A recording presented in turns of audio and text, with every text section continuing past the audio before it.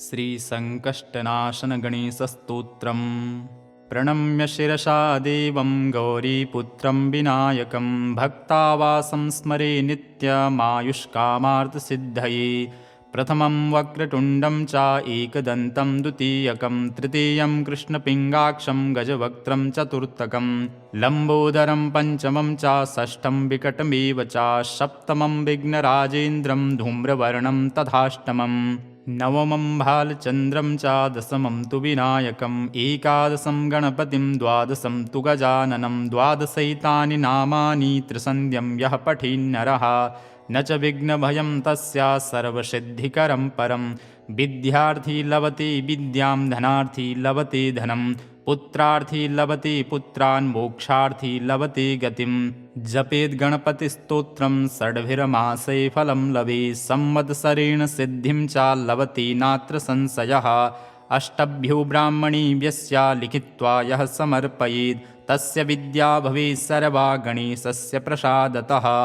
प्रणम्य शिरसा देवं गौरीपुत्रं विनायकं भक्तावासं स्मरे नित्यमायुष्कामार्थसिद्धये। प्रथमं वक्रतुण्डं च एकदन्तं द्वितीयकं तृतीयं कृष्णपिङ्गाक्षं गजवक्त्रं चतुर्थकं लम्बोदरं पञ्चमं च षष्ठं विकटमेव च सप्तमं विघ्नराजेन्द्रं धूम्रवर्णं तथाष्टमम् नवमं भालचन्द्रं च दशमं तु विनायकम् एकादशं गणपतिं द्वादशं तु गजाननं द्वादशैतानि नामानि त्रिसन्ध्यं यः पठेन्नरः न च विघ्नभयं तस्य सर्वसिद्धिकरं परं। विद्यार्थी लभते विद्यां धनार्थी लभते धनं पुत्रार्थी लभते पुत्रान् मोक्षार्थी लभते गतिं। जपेद् गणपतिस्तोत्रं षड्भिर्मासे फलं लभेत् संवत्सरेण सिद्धिं च लभते नात्र संशयः। अष्टभ्यो ब्राह्मणेभ्यस्य लिखित्वा यः समर्पयेत् तस्य विद्या भवेत् सर्वा गणेशस्य प्रसादतः।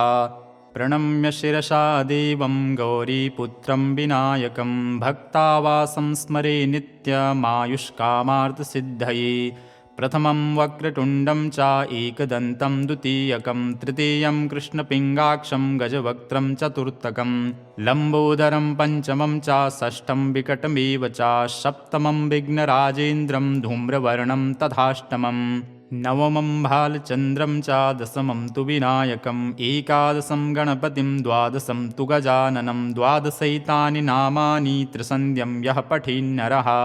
न च विघ्नभयं तस्य सर्वसिद्धिकरं परं। विद्यार्थी लभते विद्यां धनार्थी लभते धनं पुत्रार्थी लभते पुत्रान् मोक्षार्थी लभते गतिं। जपेद् गणपतिस्तोत्रं षड्भिर्मासे फलं लभेत् संवत्सरेण सिद्धिं च लभते नात्र संशयः। अष्टभ्यो ब्राह्मणेभ्यस्य लिखित्वा यः समर्पयेत् तस्य विद्या भवेत् सर्वा गणेशस्य प्रसादतः। प्रणम्य शिरसा देवं गौरीपुत्रं विनायकं भक्तावासं स्मरे नित्यमायुष्कामार्थसिद्धये। प्रथमं वक्रतुण्डं च एकदन्तं द्वितीयकं तृतीयं कृष्णपिङ्गाक्षं गजवक्त्रं चतुर्थकं लम्बोदरं पञ्चमं च षष्ठं विकटमेव च सप्तमं विघ्नराजेन्द्रं धूम्रवर्णं तथाष्टमम् नवमं भालचन्द्रं च दशमं तु विनायकम् एकादशं गणपतिं द्वादशं तु गजाननं द्वादशैतानि नामानि त्रिसन्ध्यं यः पठेन्नरः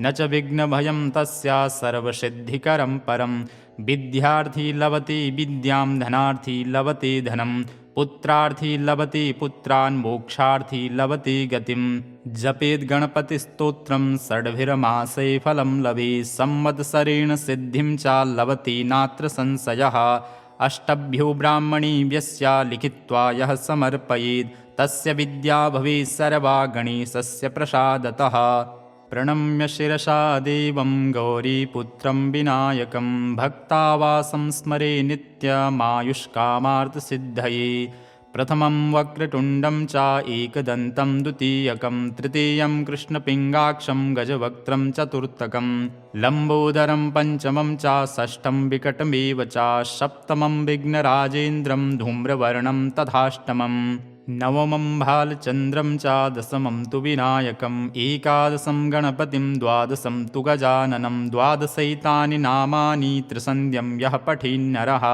न च विघ्नभयं तस्य सर्वसिद्धिकरं परं विद्यार्थी लभते विद्यां धनार्थी लभते धनं पुत्रार्थी लभते पुत्रान् मोक्षार्थी लभते गतिं जपेद् गणपतिस्तोत्रं षड्भिर्मासे फलं लभेत् संवत्सरेण सिद्धिं च लभते नात्र संशयः अष्टभ्यो ब्राह्मणेभ्यस्य लिखित्वा यः समर्पयेत् तस्य विद्या भवेत् सर्वा गणेशस्य प्रसादतः प्रणम्य शिरसा देवं गौरीपुत्रं विनायकं भक्तावासं स्मरे नित्यमायुष्कामार्थसिद्धये प्रथमं वक्रतुण्डं च एकदन्तं द्वितीयकं तृतीयं कृष्णपिङ्गाक्षं गजवक्त्रं चतुर्थकं लम्बोदरं पञ्चमं च षष्ठं विकटमेव च सप्तमं विघ्नराजेन्द्रं धूम्रवर्णं तथाष्टमं नवमं भालचन्द्रं च दशमं तु विनायकम् एकादशं गणपतिं द्वादशं तु गजाननं द्वादशैतानि नामानि त्रिसन्ध्यं यः पठेन्नरः न च विघ्नभयं तस्य सर्वसिद्धिकरं परं विद्यार्थी लभते विद्यां धनार्थी लभते धनं पुत्रार्थी लभते पुत्रान् मोक्षार्थी लभते गतिं जपेद् गणपतिस्तोत्रं षड्भिर्मासे फलं लभेत् संवत्सरेण सिद्धिं च लभते नात्र संशयः अष्टभ्यो ब्राह्मणेभ्यस्य लिखित्वा यः समर्पयेत् तस्य विद्या भवेत् सर्वा गणेशस्य प्रसादतः प्रणम्य शिरसा देवं गौरीपुत्रं विनायकं भक्तावासं स्मरे नित्यमायुष्कामार्थसिद्धये प्रथमं वक्रतुण्डं च एकदन्तं द्वितीयकं तृतीयं कृष्णपिङ्गाक्षं गजवक्त्रं चतुर्थकं लम्बोदरं पञ्चमं च षष्ठं विकटमेव च सप्तमं विघ्नराजेन्द्रं धूम्रवर्णं तथाष्टमं नवमं भालचन्द्रं च दशमं तु विनायकम् एकादशं गणपतिं द्वादशं तु गजाननं द्वादशैतानि नामानि त्रिसन्ध्यं यः पठेन्नरः न च विघ्नभयं तस्य सर्वसिद्धिकरं परं विद्यार्थी लभते विद्यां धनार्थी लभते धनं पुत्रार्थी लभते पुत्रान् मोक्षार्थी लभते गतिं जपेद् गणपतिस्तोत्रं षड्भिर्मासे फलं लभेत् संवत्सरेण सिद्धिं च लभते नात्र संशयः अष्टभ्यो ब्राह्मणेभ्यस्य लिखित्वा यः समर्पयेत् तस्य विद्या भवेत् सर्वा गणेशस्य प्रसादतः प्रणम्य शिरसा देवं गौरीपुत्रं विनायकं भक्तावासं स्मरे नित्यमायुष्कामार्थसिद्धये प्रथमं वक्रतुण्डं च एकदन्तं द्वितीयकं तृतीयं कृष्णपिङ्गाक्षं गजवक्त्रं चतुर्थकं लम्बोदरं पञ्चमं च षष्ठं विकटमेव च सप्तमं विघ्नराजेन्द्रं धूम्रवर्णं तथाष्टमं नवमं भालचन्द्रं च दशमं तु विनायकम् एकादशं गणपतिं द्वादशं तु गजाननं द्वादशैतानि नामानि त्रिसन्ध्यं यः पठेन्नरः न च विघ्नभयं तस्य सर्वसिद्धिकरं परं विद्यार्थी लभते विद्यां धनार्थी लभते धनं पुत्रार्थी लभते पुत्रान् मोक्षार्थी लभते गतिं जपेद् गणपतिस्तोत्रं षड्भिर्मासे फलं लभेत् संवत्सरेण सिद्धिं च लभते नात्र संशयः अष्टभ्यो ब्राह्मणेभ्यस्य लिखित्वा यः समर्पयेत् तस्य विद्या भवेत् सर्वा गणेशस्य प्रसादतः प्रणम्य शिरसा देवं गौरीपुत्रं विनायकं भक्तावासं स्मरे नित्यमायुष्कामार्थसिद्धये प्रथमं वक्रतुण्डं च एकदन्तं द्वितीयकं तृतीयं कृष्णपिङ्गाक्षं गजवक्त्रं चतुर्थकं लम्बोदरं पञ्चमं च षष्ठं विकटमेव च सप्तमं विघ्नराजेन्द्रं धूम्रवर्णं तथाष्टमं नवमं भालचन्द्रं च दशमं तु विनायकम् एकादशं गणपतिं द्वादशं तु गजाननं द्वादशैतानि नामानि त्रिसन्ध्यं यः पठेन्नरः न च विघ्नभयं तस्य सर्वसिद्धिकरं परं विद्यार्थी लभते विद्यां धनार्थी लभते धनं पुत्रार्थी लभते पुत्रान् मोक्षार्थी लभते गतिं जपेद् गणपतिस्तोत्रं षड्भिर्मासे फलं लभेत् संवत्सरेण सिद्धिं च लभते नात्र संशयः अष्टभ्यो ब्राह्मणेभ्यस्य लिखित्वा यः समर्पयेत् तस्य विद्या भवेत् सर्वा गणेशस्य प्रसादतः। प्रणम्य शिरसा देवं गौरीपुत्रं विनायकं भक्तावासं स्मरे नित्यमायुष्कामार्थसिद्धये। प्रथमं वक्रतुण्डं च एकदन्तं द्वितीयकं तृतीयं कृष्णपिङ्गाक्षं गजवक्त्रं चतुर्थकं लम्बोदरं पञ्चमं च षष्ठं विकटमेव च सप्तमं विघ्नराजेन्द्रं धूम्रवर्णं तथाष्टमं नवमं भालचन्द्रं च दशमं तु विनायकम् एकादशं गणपतिं द्वादशं तु गजाननं द्वादशैतानि नामानि त्रिसन्ध्यं यः पठेन्नरः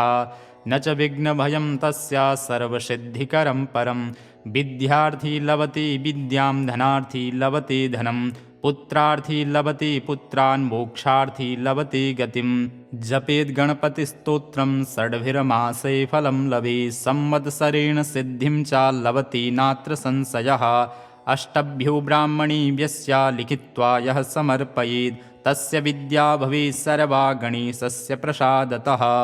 प्रणम्य शिरसा देवं गौरीपुत्रं विनायकं भक्तावासं स्मरे नित्यमायुष्कामार्थसिद्धये। प्रथमं वक्रतुण्डं च एकदन्तं द्वितीयकं तृतीयं कृष्णपिङ्गाक्षं गजवक्त्रं चतुर्थकं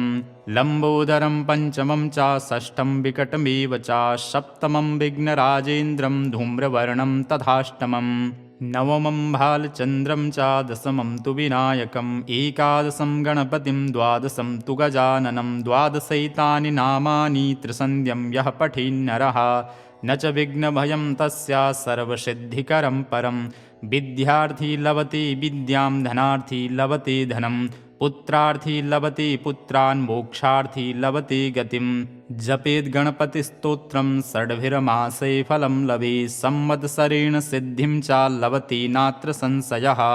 अष्टभ्यो ब्राह्मणेभ्यस्य लिखित्वा यः समर्पयेत् तस्य विद्या भवेत् सर्वा गणेशस्य प्रसादतः। प्रणम्य शिरसा देवं गौरीपुत्रं विनायकं भक्तावासं स्मरे नित्यमायुष्कामार्थसिद्धये। प्रथमं वक्रतुण्डं च एकदन्तं द्वितीयकं तृतीयं कृष्णपिङ्गाक्षं गजवक्त्रं चतुर्थकं लम्बोदरं पञ्चमं च षष्ठं विकटमेव च सप्तमं विघ्नराजेन्द्रं धूम्रवर्णं तथाष्टमं नवमं भालचन्द्रं च दशमं तु विनायकम् एकादशं गणपतिं द्वादशं तु गजाननं द्वादशैतानि नामानि त्रिसन्ध्यं यः पठेन्नरः न च विघ्नभयं तस्य सर्वसिद्धिकरं परं। विद्यार्थी लभते विद्यां धनार्थी लभते धनं पुत्रार्थी लभते पुत्रान् मोक्षार्थी लभते गतिं। जपेद् गणपतिस्तोत्रं षड्भिर्मासे फलं लभेत् संवत्सरेण सिद्धिं च लभते नात्र संशयः। अष्टभ्यो ब्राह्मणेभ्यस्य लिखित्वा यः समर्पयेत् तस्य विद्या भवेत् सर्वा गणेशस्य प्रसादतः। प्रणम्य शिरसा देवं गौरीपुत्रं विनायकं भक्तावासं स्मरे नित्यमायुष्कामार्थसिद्धये। प्रथमं वक्रतुण्डं च एकदन्तं द्वितीयकं तृतीयं कृष्णपिङ्गाक्षं गजवक्त्रं चतुर्थकं लम्बोदरं पञ्चमं च षष्ठं विकटमेव च सप्तमं विघ्नराजेन्द्रं धूम्रवर्णं तथाष्टमं नवमं भालचन्द्रं च दशमं तु विनायकम् एकादशं गणपतिं द्वादशं तु गजाननं द्वादशैतानि नामानि त्रिसन्ध्यं यः पठेन्नरः न च विघ्नभयं तस्य सर्वसिद्धिकरं परं। विद्यार्थी लभते विद्यां धनार्थी लभते धनं पुत्रार्थी लभते पुत्रान् मोक्षार्थी लभते गतिं। जपेद् गणपतिस्तोत्रं षड्भिर्मासे फलं लभेत् संवत्सरेण सिद्धिं च लभते नात्र संशयः। अष्टभ्यो ब्राह्मणेभ्यस्य लिखित्वा यः समर्पयेत् तस्य विद्या भवेत् सर्वा गणेशस्य प्रसादतः। प्रणम्य शिरसा देवं गौरीपुत्रं विनायकं भक्तावासं स्मरे नित्यमायुष्कामार्थसिद्धये। प्रथमं वक्रतुण्डं च एकदन्तं द्वितीयकं तृतीयं कृष्णपिङ्गाक्षं गजवक्त्रं चतुर्थकं लम्बोदरं पञ्चमं च षष्ठं विकटमेव च सप्तमं विघ्नराजेन्द्रं धूम्रवर्णं तथाष्टमं नवमं भालचन्द्रं च दशमं तु विनायकम् एकादशं गणपतिं द्वादशं तु गजाननं द्वादशैतानि नामानि त्रिसन्ध्यं यः पठेन्नरः न च विघ्नभयं तस्य सर्वसिद्धिकरं परं विद्यार्थी लभते विद्यां धनार्थी लभते धनं पुत्रार्थी लभते पुत्रान् मोक्षार्थी लभते गतिं जपेद् गणपतिस्तोत्रं षड्भिर्मासे फलं लभेत् संवत्सरेण सिद्धिं च लभते नात्र संशयः अष्टभ्यो ब्राह्मणेभ्यश्च लिखित्वा यः समर्पयेत् तस्य विद्या भवेत् सर्वा गणेशस्य प्रसादतः प्रणम्य शिरसा देवं गौरीपुत्रं विनायकं भक्तावासं स्मरे नित्यमायुष्कामार्थसिद्धये प्रथमं वक्रतुण्डं च एकदन्तं द्वितीयकं तृतीयं कृष्णपिङ्गाक्षं गजवक्त्रं चतुर्थकं लम्बोदरं पञ्चमं च षष्ठं विकटमेव च सप्तमं विघ्नराजेन्द्रं धूम्रवर्णं तथाष्टमम् नवमं भालचन्द्रं च दशमं तु विनायकम् एकादशं गणपतिं द्वादशं तु गजाननं द्वादशैतानि नामानि त्रिसन्ध्यं यः पठेन्नरः न च विघ्नभयं तस्य सर्वसिद्धिकरं परं विद्यार्थी लभते विद्यां धनार्थी लभते धनं पुत्रार्थी लभते पुत्रान् मोक्षार्थी लभते गतिं जपेद् गणपतिस्तोत्रं षड्भिर्मासे फलं लभेत् संवत्सरेण सिद्धिं च लभते नात्र संशयः अष्टभ्यो ब्राह्मणेभ्यश्च लिखित्वा यः समर्पयेत् तस्य विद्या भवेत् सर्वा गणेशस्य प्रसादतः प्रणम्य शिरसा देवं गौरीपुत्रं विनायकं भक्तावासं स्मरे नित्यमायुष्कामार्थसिद्धये प्रथमं वक्रतुण्डं च एकदन्तं द्वितीयकं तृतीयं कृष्णपिङ्गाक्षं गजवक्त्रं चतुर्थकं लम्बोदरं पञ्चमं च षष्ठं विकटमेव च सप्तमं विघ्नराजेन्द्रं धूम्रवर्णं तथाष्टमम् नवमं भालचन्द्रं च दशमं तु विनायकम् एकादशं गणपतिं द्वादशं तु गजाननं द्वादशैतानि नामानि त्रिसन्ध्यं यः पठेन्नरः न च विघ्नभयं तस्य सर्वसिद्धिकरं परं विद्यार्थी लभते विद्यां धनार्थी लभते धनं पुत्रार्थी लभते पुत्रान् मोक्षार्थी लभते गतिं जपेद् गणपतिस्तोत्रं षड्भिर्मासे फलं लभेत् संवत्सरेण सिद्धिं च लभते नात्र संशयः अष्टभ्यो ब्राह्मणेभ्यश्च लिखित्वा यः समर्पयेत् तस्य विद्या भवेत् सर्वा गणेशस्य प्रसादतः प्रणम्य शिरसा देवं गौरीपुत्रं विनायकं भक्तावासं स्मरे नित्यमायुष्कामार्थसिद्धये प्रथमं वक्रतुण्डं च एकदन्तं द्वितीयकं तृतीयं कृष्णपिङ्गाक्षं गजवक्त्रं चतुर्थकं लम्बोदरं पञ्चमं च षष्ठं विकटमेव च सप्तमं विघ्नराजेन्द्रं धूम्रवर्णं तथाष्टमम् नवमं भालचन्द्रं च दशमं तु विनायकम् एकादशं गणपतिं द्वादशं तु गजाननं द्वादशैतानि नामानि त्रिसन्ध्यं यः पठेन्नरः न च विघ्नभयं तस्य सर्वसिद्धिकरं परं विद्यार्थी लभते विद्यां धनार्थी लभते धनं पुत्रार्थी लभते पुत्रान् मोक्षार्थी लभते गतिं जपेद् गणपतिस्तोत्रं षड्भिर्मासे फलं लभेत् संवत्सरेण सिद्धिं च लभते नात्र संशयः अष्टभ्यो ब्राह्मणेभ्यश्च लिखित्वा यः समर्पयेत् तस्य विद्या भवेत् सर्वा गणेशस्य प्रसादतः प्रणम्य शिरसा देवं गौरीपुत्रं विनायकं भक्तावासं स्मरे नित्यमायुष्कामार्थसिद्धये प्रथमं वक्रतुण्डं च एकदन्तं द्वितीयकं तृतीयं कृष्णपिङ्गाक्षं गजवक्त्रं चतुर्थकं लम्बोदरं पञ्चमं च षष्ठं विकटमेव च सप्तमं विघ्नराजेन्द्रं धूम्रवर्णं तथाष्टमम् नवमं भालचन्द्रं च दशमं तु विनायकम् एकादशं गणपतिं द्वादशं तु गजाननं द्वादशैतानि नामानि त्रिसन्ध्यं यः पठेन्नरः न च विघ्नभयं तस्य सर्वसिद्धिकरं परं विद्यार्थी लभते विद्यां धनार्थी लभते धनं पुत्रार्थी लभते पुत्रान् मोक्षार्थी लभते गतिं जपेद् गणपतिस्तोत्रं षड्भिर्मासे फलं लभेत् संवत्सरेण सिद्धिं च लभते नात्र संशयः अष्टभ्यो ब्राह्मणीभ्यस्य लिखित्वा यः समर्पयेत् तस्य विद्या भवेत् सर्वा गणेशस्य प्रसादतः। प्रणम्य शिरसा देवं गौरीपुत्रं विनायकं भक्तावासं स्मरे नित्यमायुष्कामार्थसिद्धये। प्रथमं वक्रतुण्डं च एकदन्तं द्वितीयकं तृतीयं कृष्णपिङ्गाक्षं गजवक्त्रं चतुर्थकं लम्बोदरं पञ्चमं च षष्ठं विकटमेव च सप्तमं विघ्नराजेन्द्रं धूम्रवर्णं तथाष्टमं नवमं भालचन्द्रं च दशमं तु विनायकम् एकादशं गणपतिं द्वादशं तु गजाननं द्वादशैतानि नामानि त्रिसन्ध्यं यः पठेन्नरः न च विघ्नभयं तस्य सर्वसिद्धिकरं परं। विद्यार्थी लभते विद्यां धनार्थी लभते धनं पुत्रार्थी लभते पुत्रान् मोक्षार्थी लभते गतिं। जपेत् गणपतिस्तोत्रं षड्भिर्मासे फलं लभेत् संवत्सरेण सिद्धिं च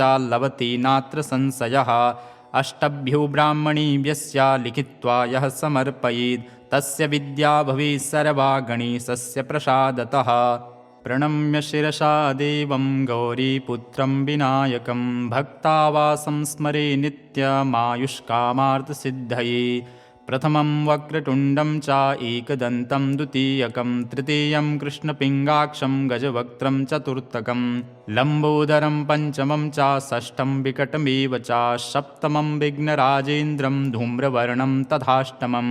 नवमं भालचन्द्रं च दशमं तु विनायकम् एकादशं गणपतिं द्वादशं तु गजाननं द्वादशैतानि नामानि त्रिसन्ध्यं यः पठेन्नरः न च विघ्नभयं तस्य सर्वसिद्धिकरं परं। विद्यार्थी लभते विद्यां धनार्थी लभते धनं पुत्रार्थी लभते पुत्रान् मोक्षार्थी लभते गतिं। जपेत् गणपतिस्तोत्रं षड्भिर्मासे फलं लभेत् संवत्सरेण सिद्धिं च लभते नात्र संशयः। अष्टभ्यो ब्राह्मणीभ्यस्य लिखित्वा यः समर्पयेत् तस्य विद्या भवेत् सर्वा गणेशस्य प्रसादतः। प्रणम्य शिरसा देवं गौरीपुत्रं विनायकं भक्तावासं स्मरे नित्यमायुष्कामार्थसिद्धये। प्रथमं वक्रतुण्डं च एकदन्तं द्वितीयकं तृतीयं कृष्णपिङ्गाक्षं गजवक्त्रं चतुर्थकं लम्बोदरं पञ्चमं च षष्ठं विकटमेव च सप्तमं विघ्नराजेन्द्रं धूम्रवर्णं तथाष्टमं नवमं भालचन्द्रं च दशमं तु विनायकम् एकादशं गणपतिं द्वादशं तु गजाननं द्वादशैतानि नामानि त्रिसन्ध्यं यः पठेन्नरः न च विघ्नभयं तस्य सर्वसिद्धिकरं परं। विद्यार्थी लभते विद्यां धनार्थी लभते धनं पुत्रार्थी लभते पुत्रान् मोक्षार्थी लभते गतिं। जपेत् गणपतिस्तोत्रं षड्भिर्मासे फलं लभेत् संवत्सरेण सिद्धिं च लभते नात्र संशयः। अष्टभ्यो ब्राह्मणीभ्यस्य लिखित्वा यः समर्पयेत् तस्य विद्या भवेत् सर्वा गणेशस्य प्रसादतः। प्रणम्य शिरसा देवं गौरीपुत्रं विनायकं भक्तावासं स्मरे नित्यमायुष्कामार्थसिद्धये। प्रथमं वक्रतुण्डं च एकदन्तं द्वितीयकं तृतीयं कृष्णपिङ्गाक्षं गजवक्त्रं चतुर्थकं लम्बोदरं पञ्चमं च षष्ठं विकटमेव च सप्तमं विघ्नराजेन्द्रं धूम्रवर्णं तथाष्टमं नवमं भालचन्द्रं च दशमं तु विनायकम् एकादशं गणपतिं द्वादशं तु गजाननं द्वादशैतानि नामानि त्रिसन्ध्यं यः पठेन्नरः न च विघ्नभयं तस्य सर्वसिद्धिकरं परं। विद्यार्थी लभते विद्यां धनार्थी लभते धनं पुत्रार्थी लभते पुत्रान् मोक्षार्थी लभते गतिं। जपेत् गणपतिस्तोत्रं षड्भिर्मासे फलं लभेत् संवत्सरेण सिद्धिं च लभते नात्र संशयः। अष्टभ्यो ब्राह्मणीभ्यस्य लिखित्वा यः समर्पयेत् तस्य विद्या भवेत् सर्वा गणेशस्य प्रसादतः। प्रणम्य शिरसा देवं गौरीपुत्रं विनायकं भक्तावासं स्मरे नित्यमायुष्कामार्थसिद्धये। प्रथमं वक्रतुण्डं च एकदन्तं द्वितीयकं तृतीयं कृष्णपिङ्गाक्षं गजवक्त्रं चतुर्थकं लम्बोदरं पञ्चमं च षष्ठं विकटमेव च सप्तमं विघ्नराजेन्द्रं धूम्रवर्णं तथाष्टमं नवमं भालचन्द्रं च दशमं तु विनायकम् एकादशं गणपतिं द्वादशं तु गजाननं द्वादशैतानि नामानि त्रिसन्ध्यं यः पठेन्नरः न च विघ्नभयं तस्य सर्वसिद्धिकरं परं विद्यार्थी लभते विद्यां धनार्थी लभते धनं पुत्रार्थी लभते पुत्रान् मोक्षार्थी लभते गतिं जपेद् गणपतिस्तोत्रं षड्भिर्मासे फलं लभेत् संवत्सरेण सिद्धिं च लभते नात्र संशयः अष्टभ्यो ब्राह्मणेभ्यस्य लिखित्वा यः समर्पयेत् तस्य विद्या भवेत् सर्वा गणेशस्य प्रसादतः प्रणम्य शिरसा देवं गौरीपुत्रं विनायकं भक्तावासं स्मरे नित्यमायुष्कामार्थसिद्धये प्रथमं वक्रतुण्डं च एकदन्तं द्वितीयकं तृतीयं कृष्णपिङ्गाक्षं गजवक्त्रं चतुर्थकं लम्बोदरं पञ्चमं च षष्ठं विकटमेव च सप्तमं विघ्नराजेन्द्रं धूम्रवर्णं तथाष्टमम् नवमं भालचन्द्रं च दशमं तु विनायकम् एकादशं गणपतिं द्वादशं तु गजाननं द्वादशैतानि नामानि त्रिसन्ध्यं यः पठेन्नरः न च विघ्नभयं तस्य सर्वसिद्धिकरं परं विद्यार्थी लभते विद्यां धनार्थी लभते धनं पुत्रार्थी लभते पुत्रान् मोक्षार्थी लभते गतिं जपेद् गणपतिस्तोत्रं षड्भिर्मासे फलं लभेत् संवत्सरेण सिद्धिं च लभते नात्र संशयः अष्टभ्यो ब्राह्मणेभ्यस्य लिखित्वा यः समर्पयेत् तस्य विद्या भवेत् सर्वा गणेशस्य प्रसादतः प्रणम्य शिरसा देवं गौरीपुत्रं विनायकं भक्तावासं स्मरे नित्यमायुष्कामार्थसिद्धये प्रथमं वक्रतुण्डं च एकदन्तं द्वितीयकं तृतीयं कृष्णपिङ्गाक्षं गजवक्त्रं चतुर्थकं लम्बोदरं पञ्चमं च षष्ठं विकटमेव च सप्तमं विघ्नराजेन्द्रं धूम्रवर्णं तथाष्टमम् नवमं भालचन्द्रं च दशमं तु विनायकम् एकादशं गणपतिं द्वादशं तु गजाननं द्वादशैतानि नामानि त्रिसन्ध्यं यः पठेन्नरः न च विघ्नभयं तस्य सर्वसिद्धिकरं परं विद्यार्थी लभते विद्यां धनार्थी लभते धनं पुत्रार्थी लभते पुत्रान् मोक्षार्थी लभते गतिं जपेद् गणपतिस्तोत्रं षड्भिर्मासे फलं लभेत् संवत्सरेण सिद्धिं च लभते नात्र संशयः अष्टभ्यो ब्राह्मणेभ्यस्य लिखित्वा यः समर्पयेत् तस्य विद्या भवेत् सर्वा गणेशस्य प्रसादतः प्रणम्य शिरसा देवं गौरीपुत्रं विनायकं भक्तावासं स्मरे नित्यमायुष्कामार्थसिद्धये प्रथमं वक्रतुण्डं च एकदन्तं द्वितीयकं तृतीयं कृष्णपिङ्गाक्षं गजवक्त्रं चतुर्थकं लम्बोदरं पञ्चमं च षष्ठं विकटमेव च सप्तमं विघ्नराजेन्द्रं धूम्रवर्णं तथाष्टमम् नवमं भालचन्द्रं च दशमं तु विनायकम् एकादशं गणपतिं द्वादशं तु गजाननं द्वादशैतानि नामानि त्रिसन्ध्यं यः पठेन्नरः न च विघ्नभयं तस्य सर्वसिद्धिकरं परं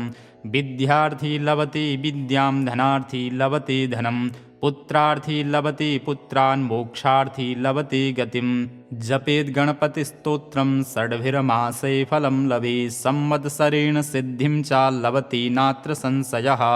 अष्टभ्यो ब्राह्मणेभ्यस्य लिखित्वा यः समर्पयेत् तस्य विद्या भवेत् सर्वा गणेशस्य प्रसादतः प्रणम्य शिरसा देवं गौरीपुत्रं विनायकं भक्तावासं स्मरे नित्यमायुष्कामार्थसिद्धये प्रथमं वक्रतुण्डं च एकदन्तं द्वितीयकं तृतीयं कृष्णपिङ्गाक्षं गजवक्त्रं चतुर्थकं लम्बोदरं पञ्चमं च षष्ठं विकटमेव च सप्तमं विघ्नराजेन्द्रं धूम्रवर्णं तथाष्टमम् नवमं भालचन्द्रं च दशमं तु विनायकम् एकादशं गणपतिं द्वादशं तु गजाननं द्वादशैतानि नामानि त्रिसन्ध्यं यः पठेन्नरः न च विघ्नभयं तस्य सर्वसिद्धिकरं परं विद्यार्थी लभते विद्यां धनार्थी लभते धनं पुत्रार्थी लभते पुत्रान् मोक्षार्थी लभते गतिं जपेद् गणपतिस्तोत्रं षड्भिर्मासे फलं लभेत् संवत्सरेण सिद्धिं च लभते नात्र संशयः अष्टभ्यो ब्राह्मणेभ्यस्य लिखित्वा यः समर्पयेत् तस्य विद्या भवेत् सर्वा गणेशस्य प्रसादतः। प्रणम्य शिरसा देवं गौरीपुत्रं विनायकं भक्तावासं स्मरे नित्यमायुष्कामार्थसिद्धये। प्रथमं वक्रतुण्डं च एकदन्तं द्वितीयकं तृतीयं कृष्णपिङ्गाक्षं गजवक्त्रं चतुर्थकं लम्बोदरं पञ्चमं च षष्ठं विकटमेव च सप्तमं विघ्नराजेन्द्रं धूम्रवर्णं तथाष्टमं नवमं भालचन्द्रं च दशमं तु विनायकम् एकादशं गणपतिं द्वादशं तु गजाननं द्वादशैतानि नामानि त्रिसन्ध्यं यः पठेन्नरः न च विघ्नभयं तस्य सर्वसिद्धिकरं परं। विद्यार्थी लभते विद्यां धनार्थी लभते धनं पुत्रार्थी लभते पुत्रान् मोक्षार्थी लभते गतिं। जपेद् गणपतिस्तोत्रं षड्भिर्मासे फलं लभेत् संवत्सरेण सिद्धिं च लभते नात्र संशयः। अष्टभ्यो ब्राह्मणेभ्यश्च लिखित्वा यः समर्पयेत् तस्य विद्या भवेत् सर्वा गणेशस्य प्रसादतः। प्रणम्य शिरसा देवं गौरीपुत्रं विनायकं भक्तावासं स्मरे नित्यमायुष्कामार्थसिद्धये। प्रथमं वक्रतुण्डं च एकदन्तं द्वितीयकं तृतीयं कृष्णपिङ्गाक्षं गजवक्त्रं चतुर्थकं लम्बोदरं पञ्चमं च षष्ठं विकटमेव च सप्तमं विघ्नराजेन्द्रं धूम्रवर्णं तथाष्टमं नवमं भालचन्द्रं च दशमं तु विनायकम् एकादशं गणपतिं द्वादशं तु गजाननं द्वादशैतानि नामानि त्रिसन्ध्यं यः पठेन्नरः न च विघ्नभयं तस्य सर्वसिद्धिकरं परं। विद्यार्थी लभते विद्यां धनार्थी लभते धनं पुत्रार्थी लभते पुत्रान् मोक्षार्थी लभते गतिं। जपेद् गणपतिस्तोत्रं षड्भिर्मासे फलं लभेत् संवत्सरेण सिद्धिं च लभते नात्र संशयः। अष्टभ्यो ब्राह्मणेभ्यश्च लिखित्वा यः समर्पयेत् तस्य विद्या भवेत् सर्वा गणेशस्य प्रसादतः। प्रणम्य शिरसा देवं गौरीपुत्रं विनायकं भक्तावासं स्मरे नित्यमायुष्कामार्थसिद्धये। प्रथमं वक्रतुण्डं च एकदन्तं द्वितीयकं तृतीयं कृष्णपिङ्गाक्षं गजवक्त्रं चतुर्थकं लम्बोदरं पञ्चमं च षष्ठं विकटमेव च सप्तमं विघ्नराजेन्द्रं धूम्रवर्णं तथाष्टमं नवमं भालचन्द्रं च दशमं तु विनायकम् एकादशं गणपतिं द्वादशं तु गजाननं द्वादशैतानि नामानि त्रिसन्ध्यं यः पठेन्नरः न च विघ्नभयं तस्य सर्वसिद्धिकरं परं। विद्यार्थी लभते विद्यां धनार्थी लभते धनं पुत्रार्थी लभते पुत्रान् मोक्षार्थी लभते गतिं। जपेद् गणपतिस्तोत्रं षड्भिर्मासे फलं लभेत् संवत्सरेण सिद्धिं च लभते नात्र संशयः। अष्टभ्यो ब्राह्मणेभ्यश्च लिखित्वा यः समर्पयेत् तस्य विद्या भवेत् सर्वा गणेशस्य प्रसादतः। प्रणम्य शिरसा देवं गौरीपुत्रं विनायकं भक्तावासं स्मरे नित्यमायुष्कामार्थसिद्धये। प्रथमं वक्रतुण्डं च एकदन्तं द्वितीयकं तृतीयं कृष्णपिङ्गाक्षं गजवक्त्रं चतुर्थकं लम्बोदरं पञ्चमं च षष्ठं विकटमेव च सप्तमं विघ्नराजेन्द्रं धूम्रवर्णं तथाष्टमं नवमं भालचन्द्रं च दशमं तु विनायकम् एकादशं गणपतिं द्वादशं तु गजाननं द्वादशैतानि नामानि त्रिसन्ध्यं यः पठेन्नरः न च विघ्नभयं तस्य सर्वसिद्धिकरं परं। विद्यार्थी लभते विद्यां धनार्थी लभते धनं पुत्रार्थी लभते पुत्रान् मोक्षार्थी लभते गतिं। जपेद् गणपतिस्तोत्रं षड्भिर्मासे फलं लभेत् संवत्सरेण सिद्धिं च लभते नात्र संशयः। अष्टभ्यो ब्राह्मणेभ्यश्च लिखित्वा यः समर्पयेत् तस्य विद्या भवेत् सर्वा गणेशस्य प्रसादतः। प्रणम्य शिरसा देवं गौरीपुत्रं विनायकं भक्तावासं स्मरे नित्यमायुष्कामार्थसिद्धये। प्रथमं वक्रतुण्डं च एकदन्तं द्वितीयकं तृतीयं कृष्णपिङ्गाक्षं गजवक्त्रं चतुर्थकं लम्बोदरं पञ्चमं च षष्ठं विकटमेव च सप्तमं विघ्नराजेन्द्रं धूम्रवर्णं तथाष्टमं नवमं भालचन्द्रं च दशमं तु विनायकम् एकादशं गणपतिं द्वादशं तु गजाननं द्वादशैतानि नामानि त्रिसन्ध्यं यः पठेन्नरः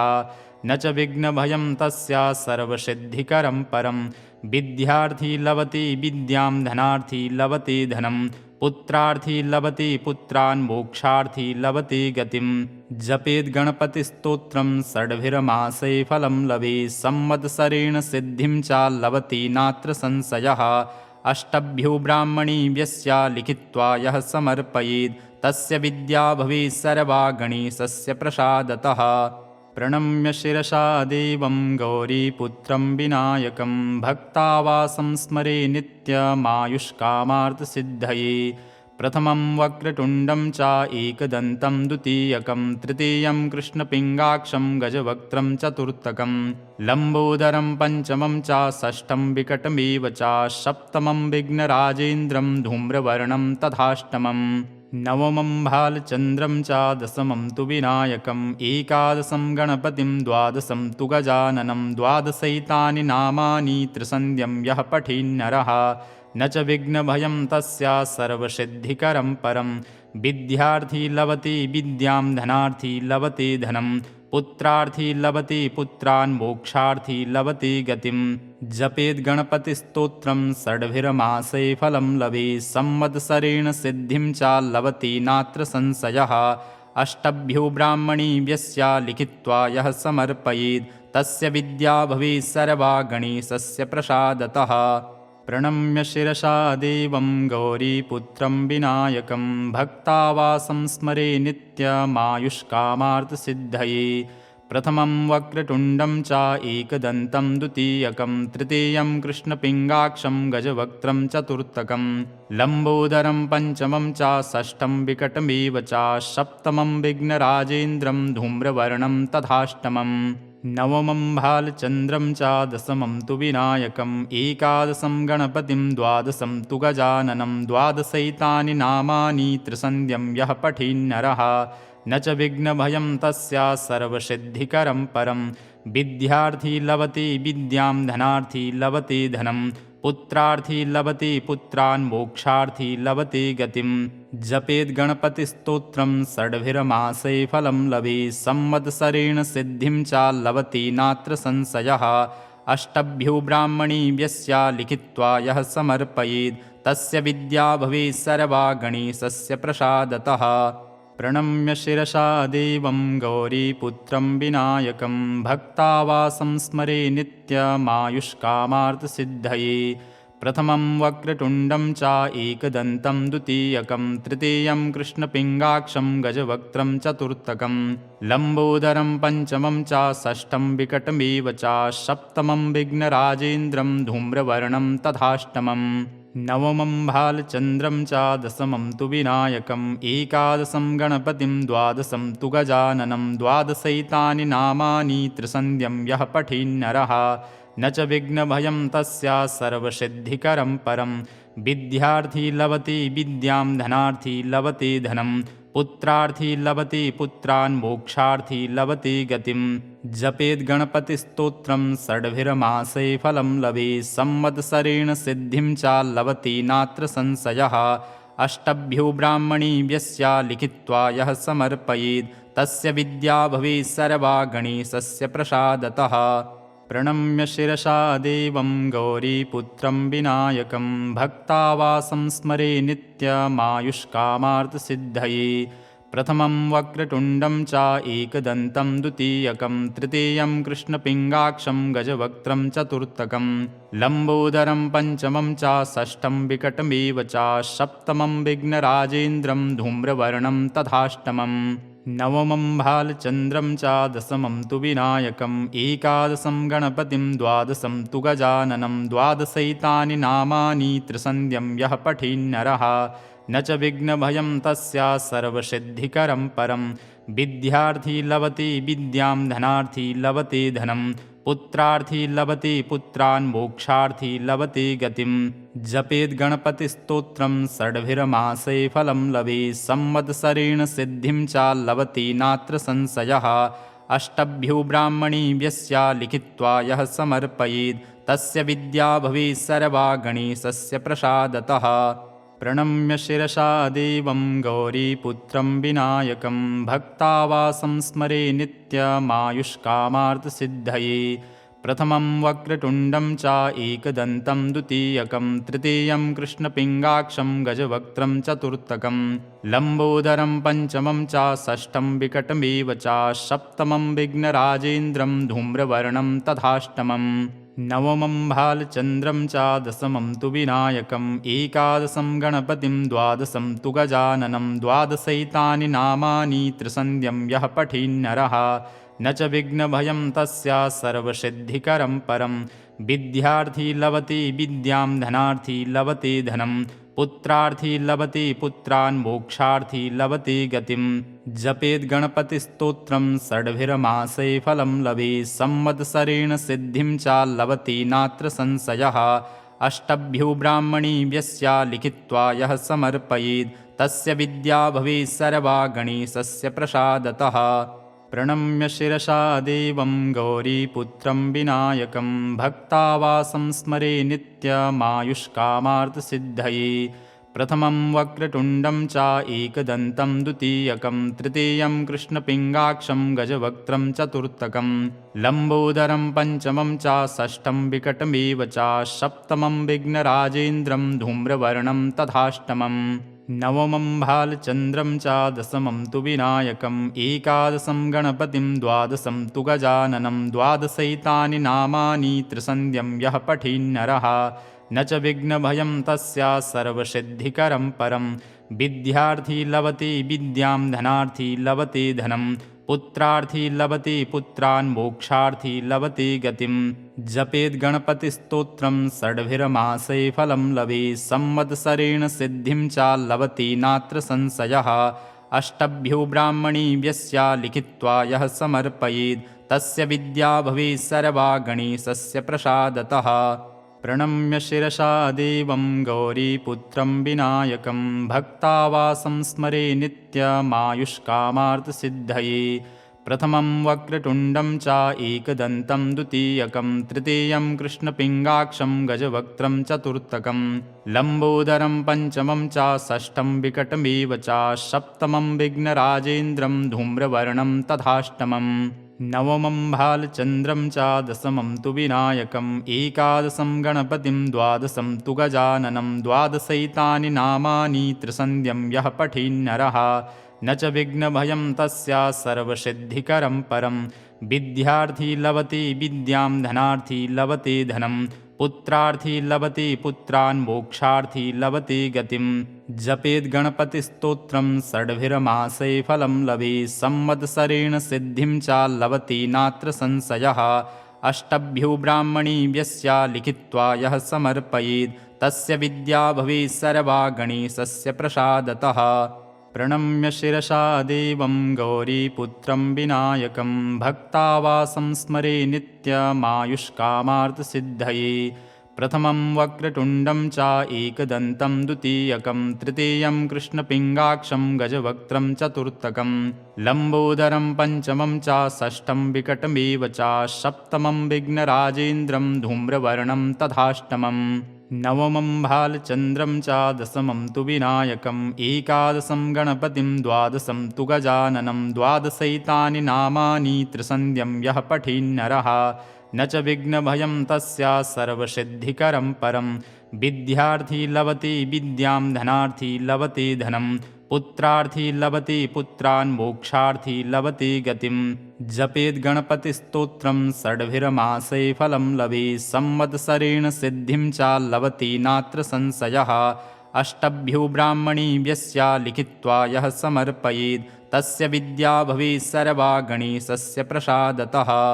प्रणम्य शिरसा देवं गौरीपुत्रं विनायकं भक्तावासं स्मरे नित्यमायुष्कामार्थसिद्धये। प्रथमं वक्रतुण्डं च एकदन्तं द्वितीयकं तृतीयं कृष्णपिङ्गाक्षं गजवक्त्रं चतुर्थकं लम्बोदरं पञ्चमं च षष्ठं विकटमेव च सप्तमं विघ्नराजेन्द्रं धूम्रवर्णं तथाष्टमं नवमं भालचन्द्रं च दशमं तु विनायकम् एकादशं गणपतिं द्वादशं तु गजाननं द्वादशैतानि नामानि त्रिसन्ध्यं यः पठेन्नरः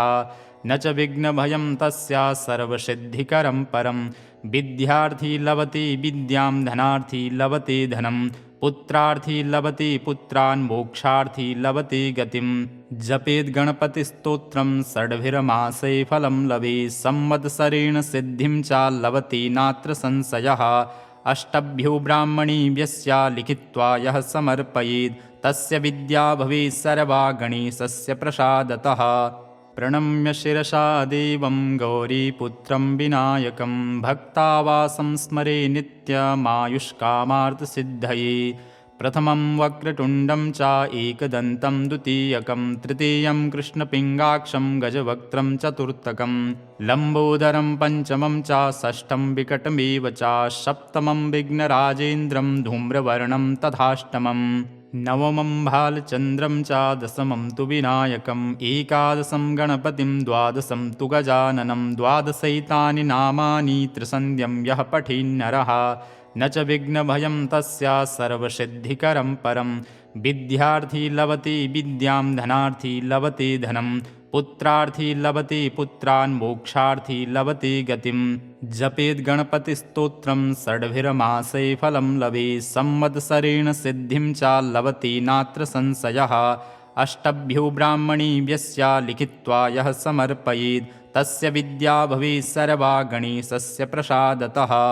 प्रणम्य शिरसा देवं गौरीपुत्रं विनायकं भक्तावासं स्मरे नित्यमायुष्कामार्थसिद्धये प्रथमं वक्रतुण्डं च एकदन्तं द्वितीयकं तृतीयं कृष्णपिङ्गाक्षं गजवक्त्रं चतुर्थकं लम्बोदरं पञ्चमं च षष्ठं विकटमेव च सप्तमं विघ्नराजेन्द्रं धूम्रवर्णं तथाष्टमम् नवमं भालचन्द्रं च दशमं तु विनायकम् एकादशं गणपतिं द्वादशं तु गजाननं द्वादशैतानि नामानि त्रिसन्ध्यं यः पठेन्नरः न च विघ्नभयं तस्य सर्वसिद्धिकरं परं विद्यार्थी लभते विद्यां धनार्थी लभते धनं पुत्रार्थी लभते पुत्रान् मोक्षार्थी लभते गतिं जपेद् गणपतिस्तोत्रं षड्भिर्मासे फलं लभेत् संवत्सरेण सिद्धिं च लभते नात्र संशयः अष्टभ्यो ब्राह्मणेभ्यस्य लिखित्वा यः समर्पयेत् तस्य विद्या भवेत् सर्वा गणेशस्य प्रसादतः प्रणम्य शिरसा देवं गौरीपुत्रं विनायकं भक्तावासं स्मरे नित्यमायुष्कामार्थसिद्धये प्रथमं वक्रतुण्डं च एकदन्तं द्वितीयकं तृतीयं कृष्णपिङ्गाक्षं गजवक्त्रं चतुर्थकं लम्बोदरं पञ्चमं च षष्ठं विकटमेव च सप्तमं विघ्नराजेन्द्रं धूम्रवर्णं तथाष्टमम् नवमं भालचन्द्रं च दशमं तु विनायकम् एकादशं गणपतिं द्वादशं तु गजाननं द्वादशैतानि नामानि त्रिसन्ध्यं यः पठेन्नरः न च विघ्नभयं तस्य सर्वसिद्धिकरं परं विद्यार्थी लभते विद्यां धनार्थी लभते धनं पुत्रार्थी लभते पुत्रान् मोक्षार्थी लभते गतिं जपेद् गणपतिस्तोत्रं षड्भिर्मासे फलं लभेत् संवत्सरेण सिद्धिं च लभते नात्र संशयः अष्टभ्यो ब्राह्मणेभ्यस्य लिखित्वा यः समर्पयेत् तस्य विद्या भवेत् सर्वा गणेशस्य प्रसादतः प्रणम्य शिरसा देवं गौरीपुत्रं विनायकं भक्तावासं स्मरे नित्यमायुष्कामार्थसिद्धये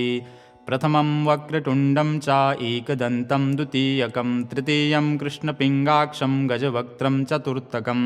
लम्बोदरं पञ्चमं च षष्ठं विकटमेव च सप्तमं विघ्नराजेन्द्रं धूम्रवर्णं तथाष्टमम् नवमं भालचन्द्रं च दशमं तु विनायकम् एकादशं गणपतिं द्वादशं तु गजाननं द्वादशैतानि नामानि त्रिसन्ध्यं यः पठेन्नरः न च विघ्नभयं तस्य सर्वसिद्धिकरं परं विद्यार्थी लभते विद्यां धनार्थी लभते धनं पुत्रार्थी लभते पुत्रान् मोक्षार्थी लभते गतिं जपेद् गणपतिस्तोत्रं षड्भिर्मासे फलं लभेत् संवत्सरेण सिद्धिं च लभते नात्र संशयः अष्टभ्यो ब्राह्मणेभ्यस्य लिखित्वा यः समर्पयेत् तस्य विद्या भवेत् सर्वा गणेशस्य प्रसादतः। प्रणम्य शिरसा देवं गौरीपुत्रं विनायकं भक्तावासं स्मरे नित्यमायुष्कामार्थसिद्धये। प्रथमं वक्रतुण्डं च एकदन्तं द्वितीयकं तृतीयं कृष्णपिङ्गाक्षं गजवक्त्रं चतुर्थकं लम्बोदरं पञ्चमं च षष्ठं विकटमेव च सप्तमं विघ्नराजेन्द्रं धूम्रवर्णं तथाष्टमं नवमं भालचन्द्रं च दशमं तु विनायकम् एकादशं गणपतिं द्वादशं तु गजाननं द्वादशैतानि नामानि त्रिसन्ध्यं यः पठेन्नरः न च विघ्नभयं तस्य सर्वसिद्धिकरं परं। विद्यार्थी लभते विद्यां धनार्थी लभते धनं पुत्रार्थी लभते पुत्रान् मोक्षार्थी लभते गतिं। जपेद् गणपतिस्तोत्रं षड्भिर्मासे फलं लभेत् संवत्सरेण सिद्धिं च लभते नात्र संशयः। अष्टभ्यो ब्राह्मणेभ्यश्च लिखित्वा यः समर्पयेत् तस्य विद्या भवेत् सर्वा गणेशस्य प्रसादतः। प्रणम्य शिरसा देवं गौरीपुत्रं विनायकं भक्तावासं स्मरे नित्यमायुष्कामार्थसिद्धये। प्रथमं वक्रतुण्डं च एकदन्तं द्वितीयकं तृतीयं कृष्णपिङ्गाक्षं गजवक्त्रं चतुर्थकं लम्बोदरं पञ्चमं च षष्ठं विकटमेव च सप्तमं विघ्नराजेन्द्रं धूम्रवर्णं तथाष्टमं नवमं भालचन्द्रं च दशमं तु विनायकम् एकादशं गणपतिं द्वादशं तु गजाननं द्वादशैतानि नामानि त्रिसन्ध्यं यः पठेन्नरः न च विघ्नभयं तस्य सर्वसिद्धिकरं परं। विद्यार्थी लभते विद्यां धनार्थी लभते धनं पुत्रार्थी लभते पुत्रान् मोक्षार्थी लभते गतिं। जपेद् गणपतिस्तोत्रं षड्भिर्मासे फलं लभेत् संवत्सरेण सिद्धिं च लभते नात्र संशयः। अष्टभ्यो ब्राह्मणेभ्यश्च लिखित्वा यः समर्पयेत् तस्य विद्या भवेत् सर्वा गणेशस्य प्रसादतः। प्रणम्य शिरसा देवं गौरीपुत्रं विनायकं भक्तावासं स्मरे नित्यमायुष्कामार्थसिद्धये। प्रथमं वक्रतुण्डं च एकदन्तं द्वितीयकं तृतीयं कृष्णपिङ्गाक्षं गजवक्त्रं चतुर्थकं लम्बोदरं पञ्चमं च षष्ठं विकटमेव च सप्तमं विघ्नराजेन्द्रं धूम्रवर्णं तथाष्टमं नवमं भालचन्द्रं च दशमं तु विनायकम् एकादशं गणपतिं द्वादशं तु गजाननं द्वादशैतानि नामानि त्रिसन्ध्यं यः पठेन्नरः न च विघ्नभयं तस्य सर्वसिद्धिकरं परं। विद्यार्थी लभते विद्यां धनार्थी लभते धनं पुत्रार्थी लभते पुत्रान् मोक्षार्थी लभते गतिं। जपेद् गणपतिस्तोत्रं षड्भिर्मासे फलं लभेत् संवत्सरेण सिद्धिं च लभते नात्र संशयः। अष्टभ्यो ब्राह्मणेभ्यश्च लिखित्वा यः समर्पयेत् तस्य विद्या भवेत् सर्वा गणेशस्य प्रसादतः। प्रणम्य शिरसा देवं गौरीपुत्रं विनायकं भक्तावासं स्मरे नित्यमायुष्कामार्थसिद्धये। प्रथमं वक्रतुण्डं च एकदन्तं द्वितीयकं तृतीयं कृष्णपिङ्गाक्षं गजवक्त्रं चतुर्थकं लम्बोदरं पञ्चमं च षष्ठं विकटमेव च सप्तमं विघ्नराजेन्द्रं धूम्रवर्णं तथाष्टमं नवमं भालचन्द्रं च दशमं तु विनायकम् एकादशं गणपतिं द्वादशं तु गजाननं द्वादशैतानि नामानि त्रिसन्ध्यं यः पठेन्नरः न च विघ्नभयं तस्य सर्वसिद्धिकरं परं। विद्यार्थी लभते विद्यां धनार्थी लभते धनं पुत्रार्थी लभते पुत्रान् मोक्षार्थी लभते गतिं। जपेद् गणपतिस्तोत्रं षड्भिर्मासे फलं लभेत् संवत्सरेण सिद्धिं च लभते नात्र संशयः। अष्टभ्यो ब्राह्मणेभ्यश्च लिखित्वा यः समर्पयेत् तस्य विद्या भवेत् सर्वा गणेशस्य प्रसादतः। प्रणम्य शिरसा देवं गौरीपुत्रं विनायकं भक्तावासं स्मरे नित्यमायुष्कामार्थसिद्धये। प्रथमं वक्रतुण्डं च एकदन्तं द्वितीयकं तृतीयं कृष्णपिङ्गाक्षं गजवक्त्रं चतुर्थकं लम्बोदरं पञ्चमं च षष्ठं विकटमेव च सप्तमं विघ्नराजेन्द्रं धूम्रवर्णं तथाष्टमं नवमं भालचन्द्रं च दशमं तु विनायकम् एकादशं गणपतिं द्वादशं तु गजाननं द्वादशैतानि नामानि त्रिसन्ध्यं यः पठेन्नरः न च विघ्नभयं तस्य सर्वसिद्धिकरं परं विद्यार्थी लभते विद्यां धनार्थी लभते धनं पुत्रार्थी लभते पुत्रान् मोक्षार्थी लभते गतिं जपेद् गणपतिस्तोत्रं षड्भिर्मासे फलं लभेत् संवत्सरेण सिद्धिं च लभते नात्र संशयः अष्टभ्यो ब्राह्मणेभ्यस्य लिखित्वा यः समर्पयेत् तस्य विद्या भवेत् सर्वा गणेशस्य प्रसादतः प्रणम्य शिरसा देवं गौरीपुत्रं विनायकं भक्तावासं स्मरे नित्यमायुष्कामार्थसिद्धये प्रथमं वक्रतुण्डं च एकदन्तं द्वितीयकं तृतीयं कृष्णपिङ्गाक्षं गजवक्त्रं चतुर्थकं लम्बोदरं पञ्चमं च षष्ठं विकटमेव च सप्तमं विघ्नराजेन्द्रं धूम्रवर्णं तथाष्टमम् नवमं भालचन्द्रं च दशमं तु विनायकम् एकादशं गणपतिं द्वादशं तु गजाननं द्वादशैतानि नामानि त्रिसन्ध्यं यः पठेन्नरः न च विघ्नभयं तस्य सर्वसिद्धिकरं परं विद्यार्थी लभते विद्यां धनार्थी लभते धनं पुत्रार्थी लभते पुत्रान् मोक्षार्थी लभते गतिं जपेद् गणपतिस्तोत्रं षड्भिर्मासे फलं लभेत् संवत्सरेण सिद्धिं च लभते नात्र संशयः अष्टभ्यो ब्राह्मणेभ्यस्य लिखित्वा यः समर्पयेत् तस्य विद्या भवेत् सर्वा गणेशस्य प्रसादतः प्रणम्य शिरसा देवं गौरीपुत्रं विनायकं भक्तावासं स्मरे नित्यमायुष्कामार्थसिद्धये प्रथमं वक्रतुण्डं च एकदन्तं द्वितीयकं तृतीयं कृष्णपिङ्गाक्षं गजवक्त्रं चतुर्थकं लम्बोदरं पञ्चमं च षष्ठं विकटमेव च सप्तमं विघ्नराजेन्द्रं धूम्रवर्णं तथाष्टमम् नवमं भालचन्द्रं च दशमं तु विनायकम् एकादशं गणपतिं द्वादशं तु गजाननं द्वादशैतानि नामानि त्रिसन्ध्यं यः पठेन्नरः न च विघ्नभयं तस्य सर्वसिद्धिकरं परं विद्यार्थी लभते विद्यां धनार्थी लभते धनं पुत्रार्थी लभते पुत्रान् मोक्षार्थी लभते गतिं जपेद् गणपतिस्तोत्रं षड्भिर्मासे फलं लभेत् संवत्सरेण सिद्धिं च लभते नात्र संशयः अष्टभ्यो ब्राह्मणेभ्यस्य लिखित्वा यः समर्पयेत् तस्य विद्या भवेत् सर्वा गणेशस्य प्रसादतः प्रणम्य शिरसा देवं गौरीपुत्रं विनायकं भक्तावासं स्मरे नित्यमायुष्कामार्थसिद्धये प्रथमं वक्रतुण्डं च एकदन्तं द्वितीयकं तृतीयं कृष्णपिङ्गाक्षं गजवक्त्रं चतुर्थकं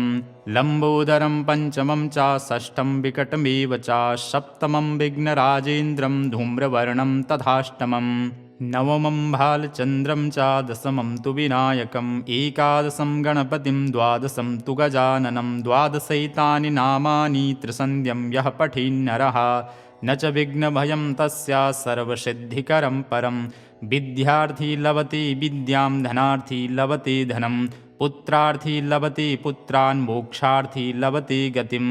जपेद् गणपतिस्तोत्रं षड्भिर्मासे फलं लभेत् संवत्सरेण सिद्धिं च लभते नात्र संशयः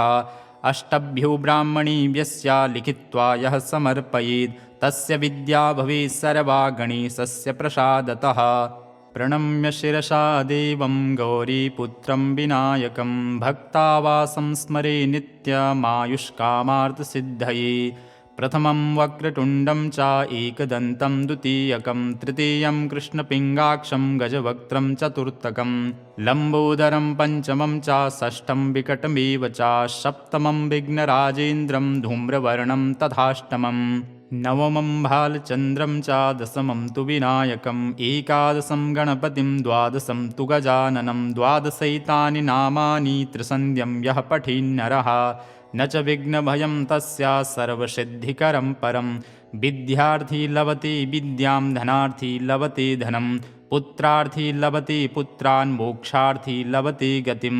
जपेद् गणपतिस्तोत्रं षड्भिर्मासे फलं लभेत् संवत्सरेण सिद्धिं च लभते नात्र संशयः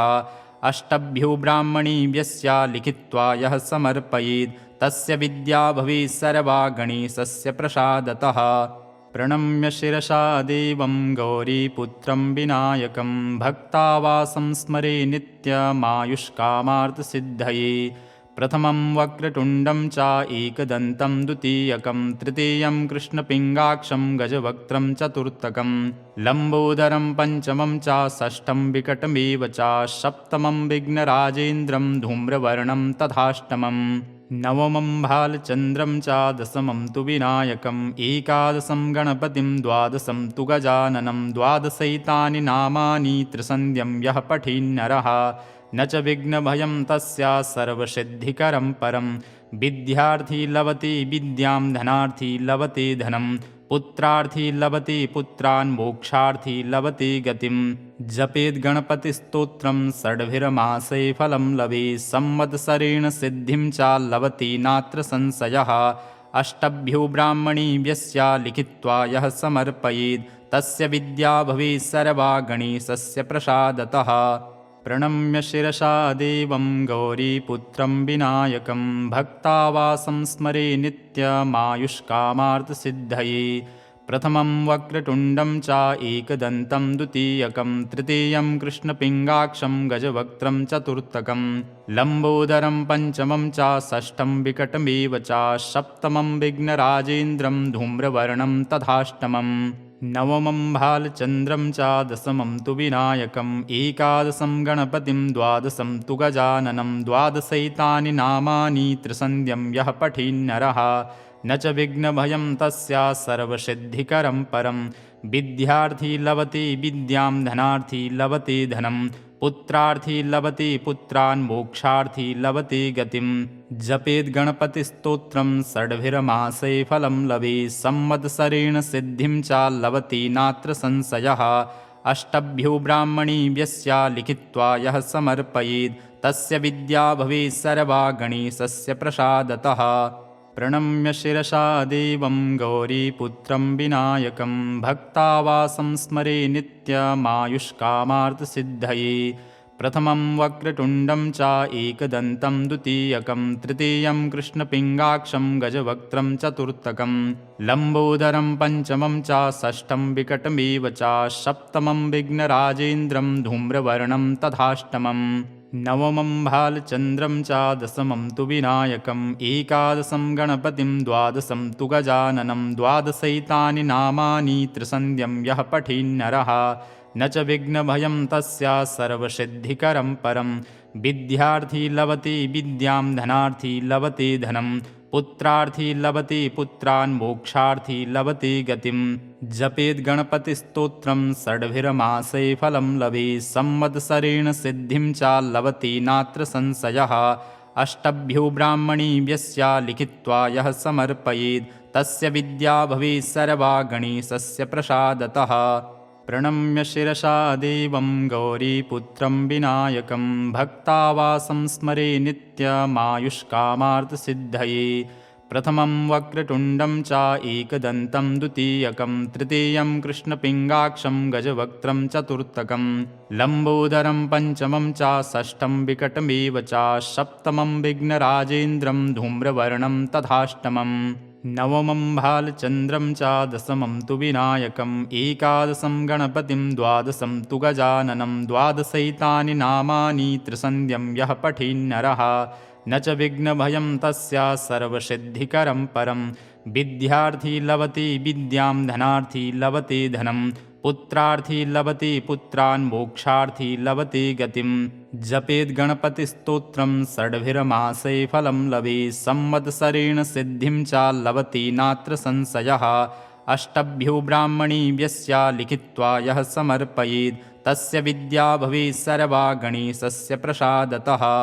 प्रणम्य शिरसा देवं गौरीपुत्रं विनायकं भक्तावासं स्मरे नित्यमायुष्कामार्थसिद्धये। प्रथमं वक्रतुण्डं च एकदन्तं द्वितीयकं तृतीयं कृष्णपिङ्गाक्षं गजवक्त्रं चतुर्थकं लम्बोदरं पञ्चमं च षष्ठं विकटमेव च सप्तमं विघ्नराजेन्द्रं धूम्रवर्णं तथाष्टमम् नवमं भालचन्द्रं च दशमं तु विनायकम् एकादशं गणपतिं द्वादशं तु गजाननं द्वादशैतानि नामानि त्रिसन्ध्यं यः पठेन्नरः न च विघ्नभयं तस्य सर्वसिद्धिकरं परं विद्यार्थी लभते विद्यां धनार्थी लभते धनं पुत्रार्थी लभते पुत्रान् मोक्षार्थी लभते गतिं जपेद् गणपतिस्तोत्रं षड्भिर्मासे फलं लभेत् संवत्सरेण सिद्धिं च लभते नात्र संशयः अष्टभ्यो ब्राह्मणेभ्यश्च लिखित्वा यः समर्पयेत् तस्य विद्या भवेत् सर्वा गणेशस्य प्रसादतः प्रणम्य शिरसा देवं गौरीपुत्रं विनायकं भक्तावासं स्मरे नित्यमायुष्कामार्थसिद्धये प्रथमं वक्रतुण्डं च एकदन्तं द्वितीयकं तृतीयं कृष्णपिङ्गाक्षं गजवक्त्रं चतुर्थकं लम्बोदरं पञ्चमं च षष्ठं विकटमेव च सप्तमं विघ्नराजेन्द्रं धूम्रवर्णं तथाष्टमम् नवमं भालचन्द्रं च दशमं तु विनायकम् एकादशं गणपतिं द्वादशं तु गजाननं द्वादशैतानि नामानि त्रिसन्ध्यं यः पठेन्नरः न च विघ्नभयं तस्य सर्वसिद्धिकरं परं विद्यार्थी लभते विद्यां धनार्थी लभते धनं पुत्रार्थी लभते पुत्रान् मोक्षार्थी लभते गतिं जपेद् गणपतिस्तोत्रं षड्भिर्मासे फलं लभेत् संवत्सरेण सिद्धिं च लभते नात्र संशयः अष्टभ्यो ब्राह्मणेभ्यश्च लिखित्वा यः समर्पयेत् तस्य विद्या भवेत् सर्वा गणेशस्य प्रसादतः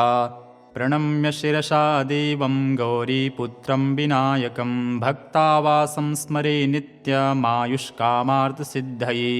प्रथमं वक्रतुण्डं च एकदन्तं द्वितीयकं तृतीयं कृष्णपिङ्गाक्षं गजवक्त्रं चतुर्थकं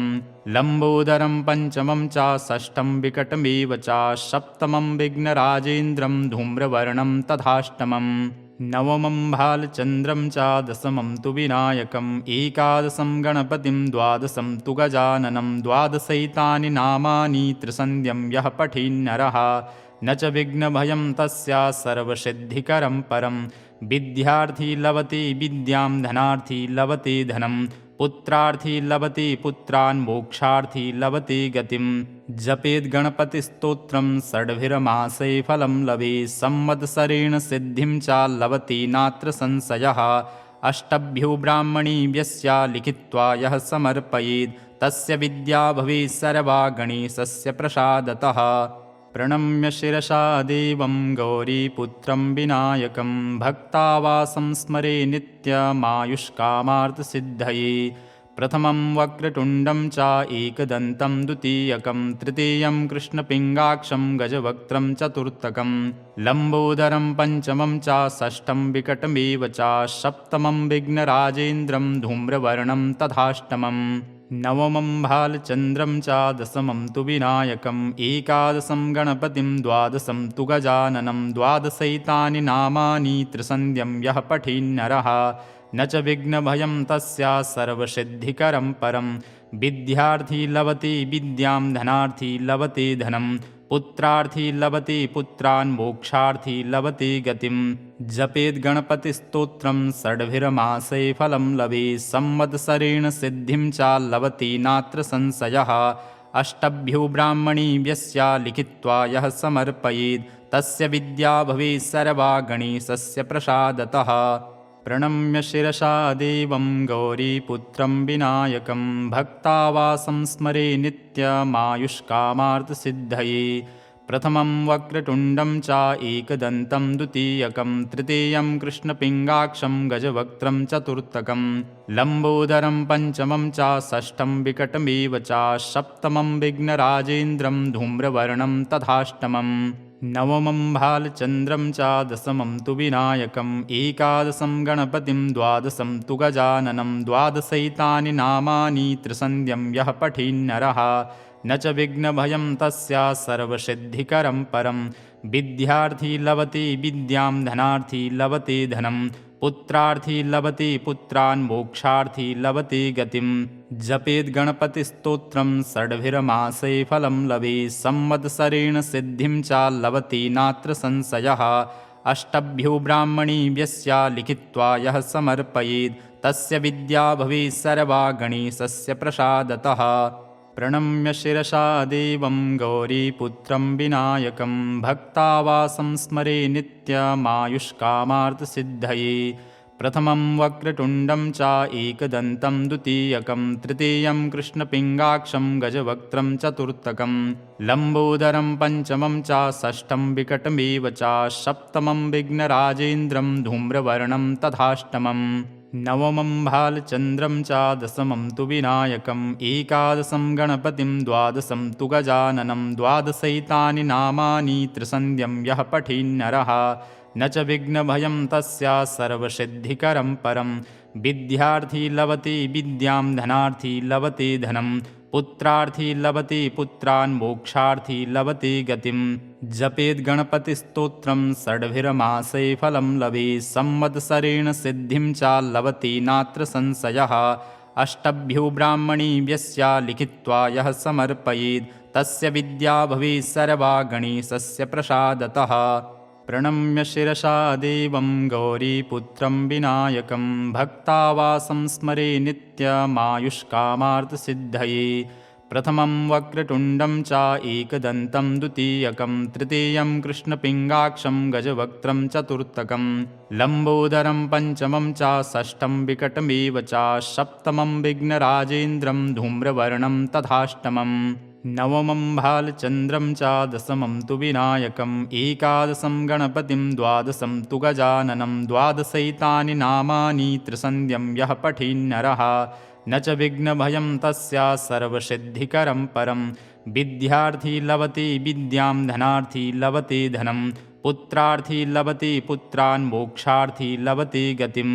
जपेद् गणपतिस्तोत्रं षड्भिर्मासै फलं लभेत् संवत्सरेण सिद्धिं च लभते नात्र संशयः।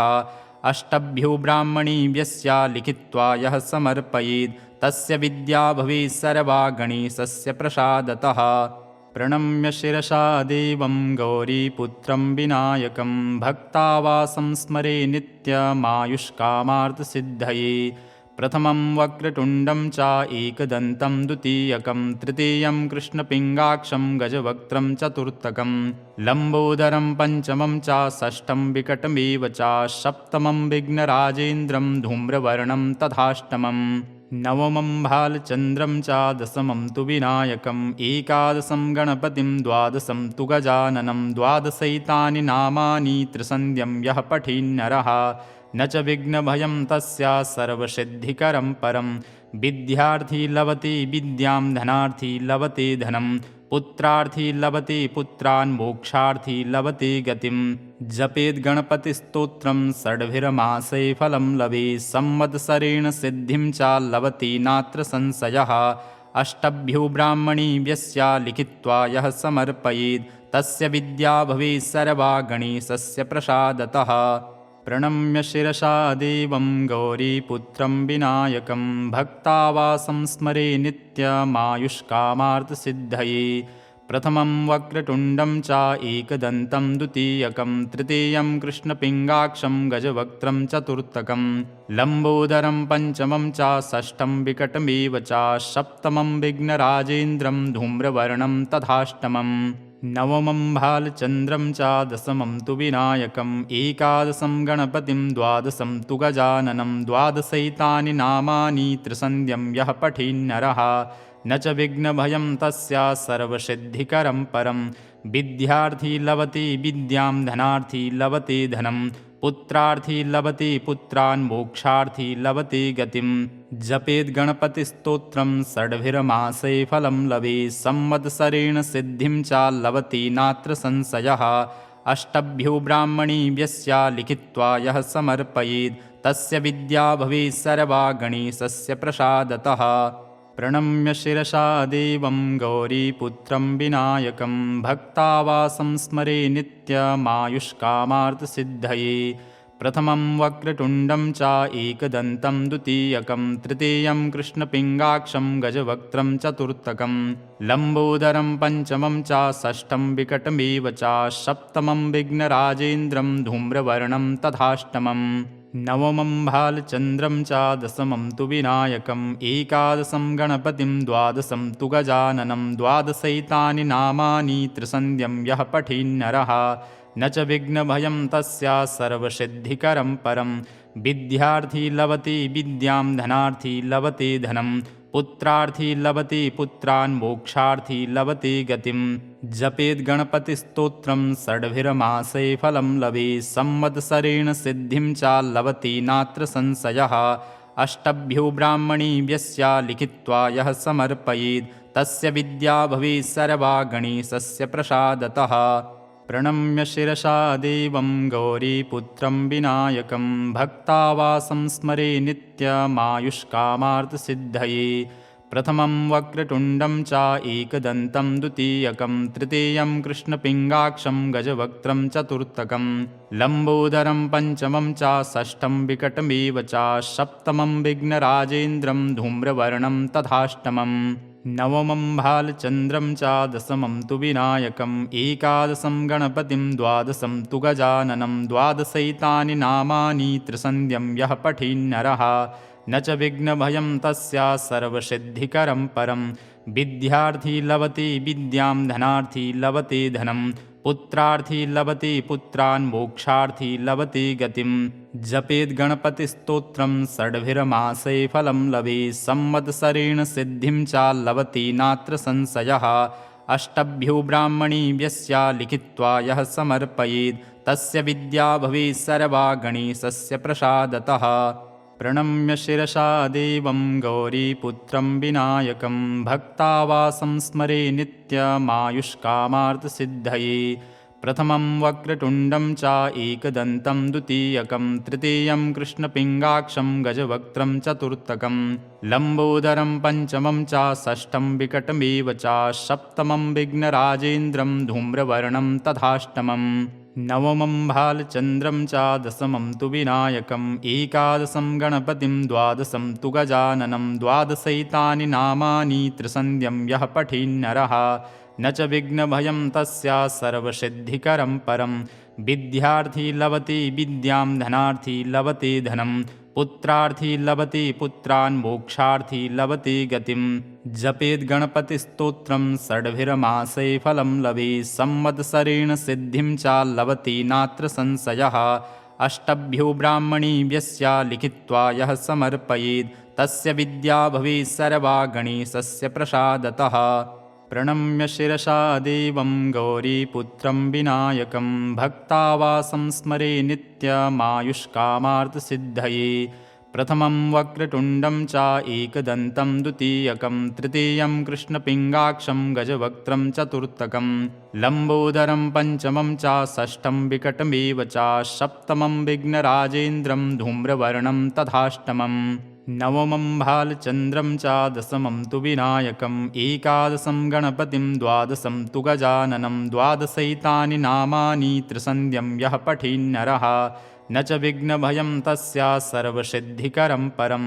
विद्यार्थी लभते विद्यां धनार्थी लभते धनं पुत्रार्थी लभते पुत्रान् मोक्षार्थी लभते गतिं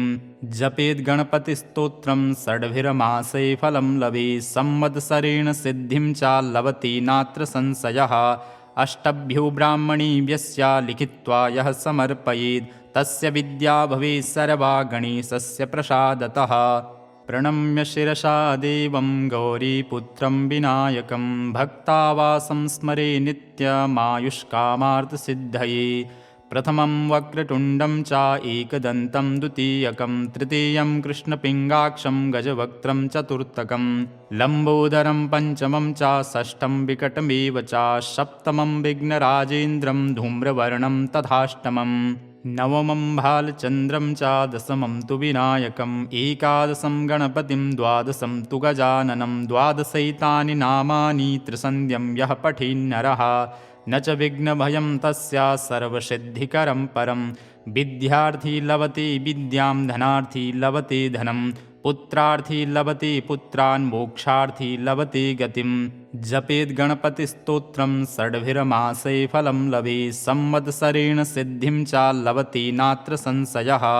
अष्टभ्यो ब्राह्मणेभ्यश्च लिखित्वा यः समर्पयेत् तस्य विद्या भवेत् सर्वा गणेशस्य प्रसादतः। प्रणम्य शिरसा देवं गौरीपुत्रं विनायकं भक्तावासं स्मरे नित्यमायुष्कामार्थसिद्धये। प्रथमं वक्रतुण्डं च एकदन्तं द्वितीयकं तृतीयं कृष्णपिङ्गाक्षं गजवक्त्रं चतुर्थकं लम्बोदरं पञ्चमं च षष्ठं विकटमेव च सप्तमं विघ्नराजेन्द्रं धूम्रवर्णं तथाष्टमं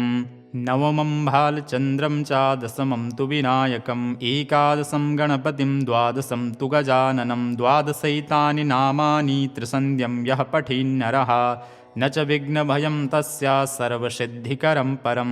विद्यार्थी लभते विद्यां धनार्थी लभते धनं पुत्रार्थी लभते पुत्रान् मोक्षार्थी लभते गतिं। जपेद् गणपतिस्तोत्रं षड्भिर्मासै फलं लभेत् संवत्सरेण सिद्धिं च लभते नात्र संशयः। अष्टभ्यो ब्राह्मणेभ्यस्य लिखित्वा यः समर्पयेत् तस्य विद्या भवेत् सर्वा गणेशस्य प्रसादतः। प्रणम्य शिरसा देवं गौरीपुत्रं विनायकं भक्तावासं स्मरे नित्यमायुष्कामार्थसिद्धये। प्रथमं वक्रतुण्डं च एकदन्तं द्वितीयकं तृतीयं कृष्णपिङ्गाक्षं गजवक्त्रं चतुर्थकं लम्बोदरं पञ्चमं च षष्ठं विकटमेव च सप्तमं विघ्नराजेन्द्रं धूम्रवर्णं तथाष्टमं नवमं भालचन्द्रं च दशमं तु विनायकम् एकादशं गणपतिं द्वादशं तु गजाननं द्वादशैतानि नामानि त्रिसन्ध्यं यः पठेन्नरः न च विघ्नभयं तस्य सर्वसिद्धिकरं परं। विद्यार्थी लभते विद्यां धनार्थी लभते धनं पुत्रार्थी लभते पुत्रान् मोक्षार्थी लभते गतिं। जपेद् गणपतिस्तोत्रं षड्भिर्मासै फलं लभेत् संवत्सरेण सिद्धिं च लभते नात्र संशयः। अष्टभ्यो ब्राह्मणेभ्यस्य लिखित्वा यः समर्पयेत् तस्य विद्या भवेत् सर्वा गणेशस्य प्रसादतः। प्रणम्य शिरसा देवं गौरीपुत्रं विनायकं भक्तावासं स्मरे नित्यमायुष्कामार्थसिद्धये। प्रथमं वक्रतुण्डं च एकदन्तं द्वितीयकं तृतीयं कृष्णपिङ्गाक्षं गजवक्त्रं चतुर्थकं लम्बोदरं पञ्चमं च षष्ठं विकटमेव च सप्तमं विघ्नराजेन्द्रं धूम्रवर्णं तथाष्टमं नवमं भालचन्द्रं च दशमं तु विनायकम् एकादशं गणपतिं द्वादशं तु गजाननं द्वादशैतानि नामानि त्रिसन्ध्यं यः पठेन्नरः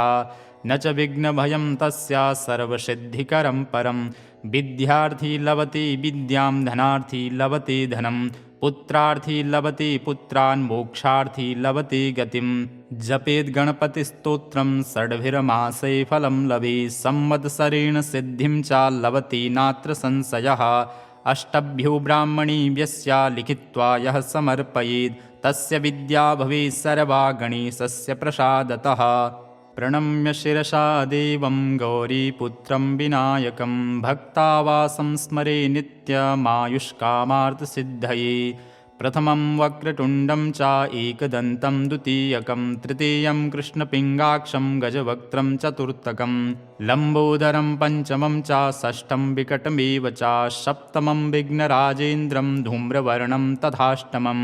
नवमं भालचन्द्रं च दशमं तु विनायकम् एकादशं गणपतिं द्वादशं तु गजाननं द्वादशैतानि नामानि त्रिसन्ध्यं यः पठेन्नरः न च विघ्नभयं तस्य सर्वसिद्धिकरं परं। विद्यार्थी लभते विद्यां धनार्थी लभते धनं पुत्रार्थी लभते पुत्रान् मोक्षार्थी लभते गतिं। जपेद् गणपतिस्तोत्रं षड्भिर्मासै फलं लभेत् संवत्सरेण सिद्धिं च लभते नात्र संशयः। अष्टभ्यो ब्राह्मणेभ्यस्य लिखित्वा यः समर्पयेत् तस्य विद्या भवेत् सर्वा गणेशस्य प्रसादतः। प्रणम्य शिरसा देवं गौरीपुत्रं विनायकं भक्तावासं स्मरे नित्यमायुष्कामार्थसिद्धये। प्रथमं वक्रतुण्डं च एकदन्तं द्वितीयकं तृतीयं कृष्णपिङ्गाक्षं गजवक्त्रं चतुर्थकं लम्बोदरं पञ्चमं च षष्ठं विकटमेव च सप्तमं विघ्नराजेन्द्रं धूम्रवर्णं तथाष्टमं नवमं भालचन्द्रं च दशमं तु विनायकम् एकादशं गणपतिं द्वादशं तु गजाननं द्वादशैतानि नामानि त्रिसन्ध्यं यः पठेन्नरः न च विघ्नभयं तस्य सर्वसिद्धिकरं परं विद्यार्थी लभते विद्यां धनार्थी लभते धनं पुत्रार्थी लभते पुत्रान् मोक्षार्थी लभते गतिं जपेद् गणपतिस्तोत्रं षड्भिर्मासे फलं लभेत् संवत्सरेण सिद्धिं च लभते नात्र संशयः अष्टभ्यो ब्राह्मणेभ्यश्च लिखित्वा यः समर्पयेत् तस्य विद्या भवेत् सर्वा गणेशस्य प्रसादतः प्रणम्य शिरसा देवं गौरीपुत्रं विनायकं भक्तावासं स्मरे नित्यमायुष्कामार्थसिद्धये प्रथमं वक्रतुण्डं च एकदन्तं द्वितीयकं तृतीयं कृष्णपिङ्गाक्षं गजवक्त्रं चतुर्थकं लम्बोदरं पञ्चमं च षष्ठं विकटमेव च सप्तमं विघ्नराजेन्द्रं धूम्रवर्णं तथाष्टमम् नवमं भालचन्द्रं च दशमं तु विनायकम् एकादशं गणपतिं द्वादशं तु गजाननं द्वादशैतानि नामानि त्रिसन्ध्यं यः पठेन्नरः न च विघ्नभयं तस्य सर्वसिद्धिकरं परं विद्यार्थी लभते विद्यां धनार्थी लभते धनं पुत्रार्थी लभते पुत्रान् मोक्षार्थी लभते गतिं जपेद् गणपतिस्तोत्रं षड्भिर्मासे फलं लभेत् संवत्सरेण सिद्धिं च लभते नात्र संशयः अष्टभ्यो ब्राह्मणेभ्यश्च लिखित्वा यः समर्पयेत् तस्य विद्या भवेत् सर्वा गणेशस्य प्रसादतः प्रणम्य शिरसा देवं गौरीपुत्रं विनायकं भक्तावासं स्मरे नित्यमायुष्कामार्थसिद्धये प्रथमं वक्रतुण्डं च एकदन्तं द्वितीयकं तृतीयं कृष्णपिङ्गाक्षं गजवक्त्रं चतुर्थकं लम्बोदरं पञ्चमं च षष्ठं विकटमेव च सप्तमं विघ्नराजेन्द्रं धूम्रवर्णं तथाष्टमम् नवमं भालचन्द्रं च दशमं तु विनायकम् एकादशं गणपतिं द्वादशं तु गजाननं द्वादशैतानि नामानि त्रिसन्ध्यं यः पठेन्नरः न च विघ्नभयं तस्य सर्वसिद्धिकरं परं विद्यार्थी लभते विद्यां धनार्थी लभते धनं पुत्रार्थी लभते पुत्रान् मोक्षार्थी लभते गतिं जपेद् गणपतिस्तोत्रं षड्भिर्मासे फलं लभेत् संवत्सरेण सिद्धिं च लभते नात्र संशयः अष्टभ्यो ब्राह्मणेभ्यश्च लिखित्वा यः समर्पयेत् तस्य विद्या भवेत् सर्वा गणेशस्य प्रसादतः प्रणम्य शिरसा देवं गौरीपुत्रं विनायकं भक्तावासं स्मरे नित्यमायुष्कामार्थसिद्धये प्रथमं वक्रतुण्डं च एकदन्तं द्वितीयकं तृतीयं कृष्णपिङ्गाक्षं गजवक्त्रं चतुर्थकं लम्बोदरं पञ्चमं च षष्ठं विकटमेव च सप्तमं विघ्नराजेन्द्रं धूम्रवर्णं तथाष्टमम् नवमं भालचन्द्रं च दशमं तु विनायकम् एकादशं गणपतिं द्वादशं तु गजाननं द्वादशैतानि नामानि त्रिसन्ध्यं यः पठेन्नरः न च विघ्नभयं तस्य सर्वसिद्धिकरं परं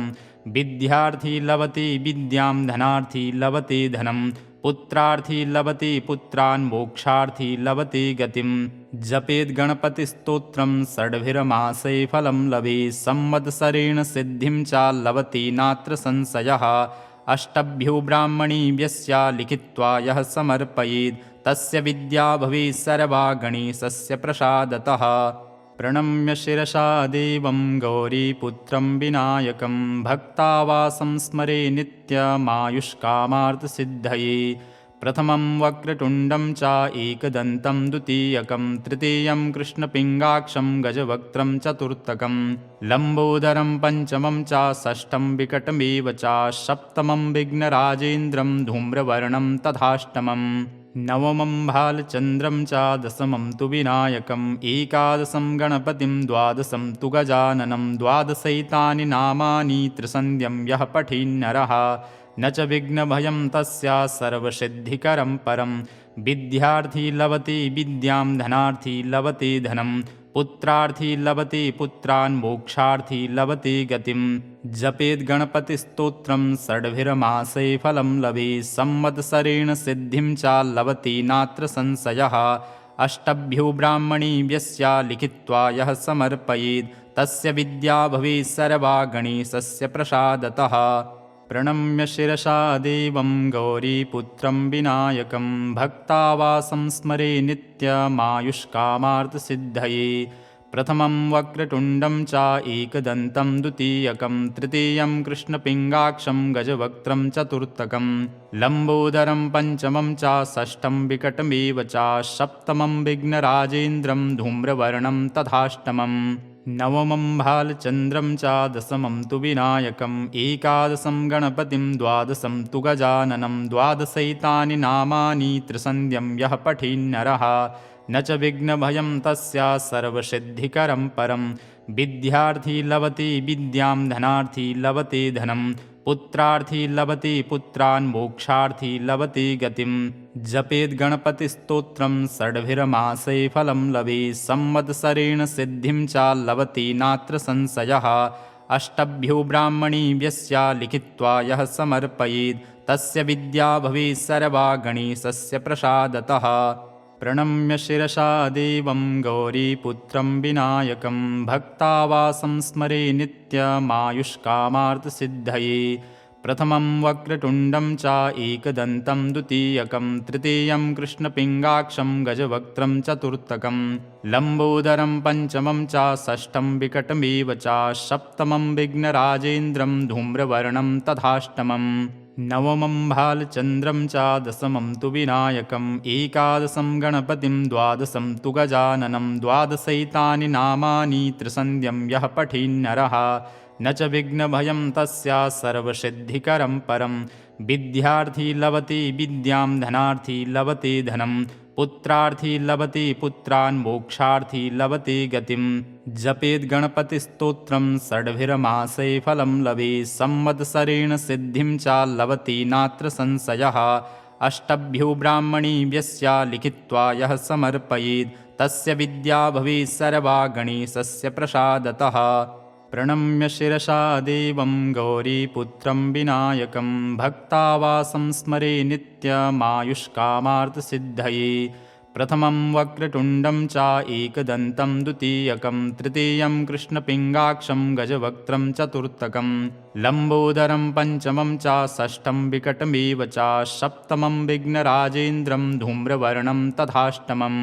नवमं भालचन्द्रं च दशमं तु विनायकम् एकादशं गणपतिं द्वादशं तु गजाननं द्वादशैतानि नामानि त्रिसन्ध्यं यः पठेन्नरः न च विघ्नभयं तस्य सर्वसिद्धिकरं परं। विद्यार्थी लभते विद्यां धनार्थी लभते धनं पुत्रार्थी लभते पुत्रान् मोक्षार्थी लभते गतिं। जपेद् गणपतिस्तोत्रं षड्भिर्मासे फलं लभेत् संवत्सरेण सिद्धिं च लभते नात्र संशयः। अष्टभ्यो ब्राह्मणीभ्यस्य लिखित्वा यः समर्पयेत् तस्य विद्या भवेत् सर्वा गणेशस्य प्रसादतः।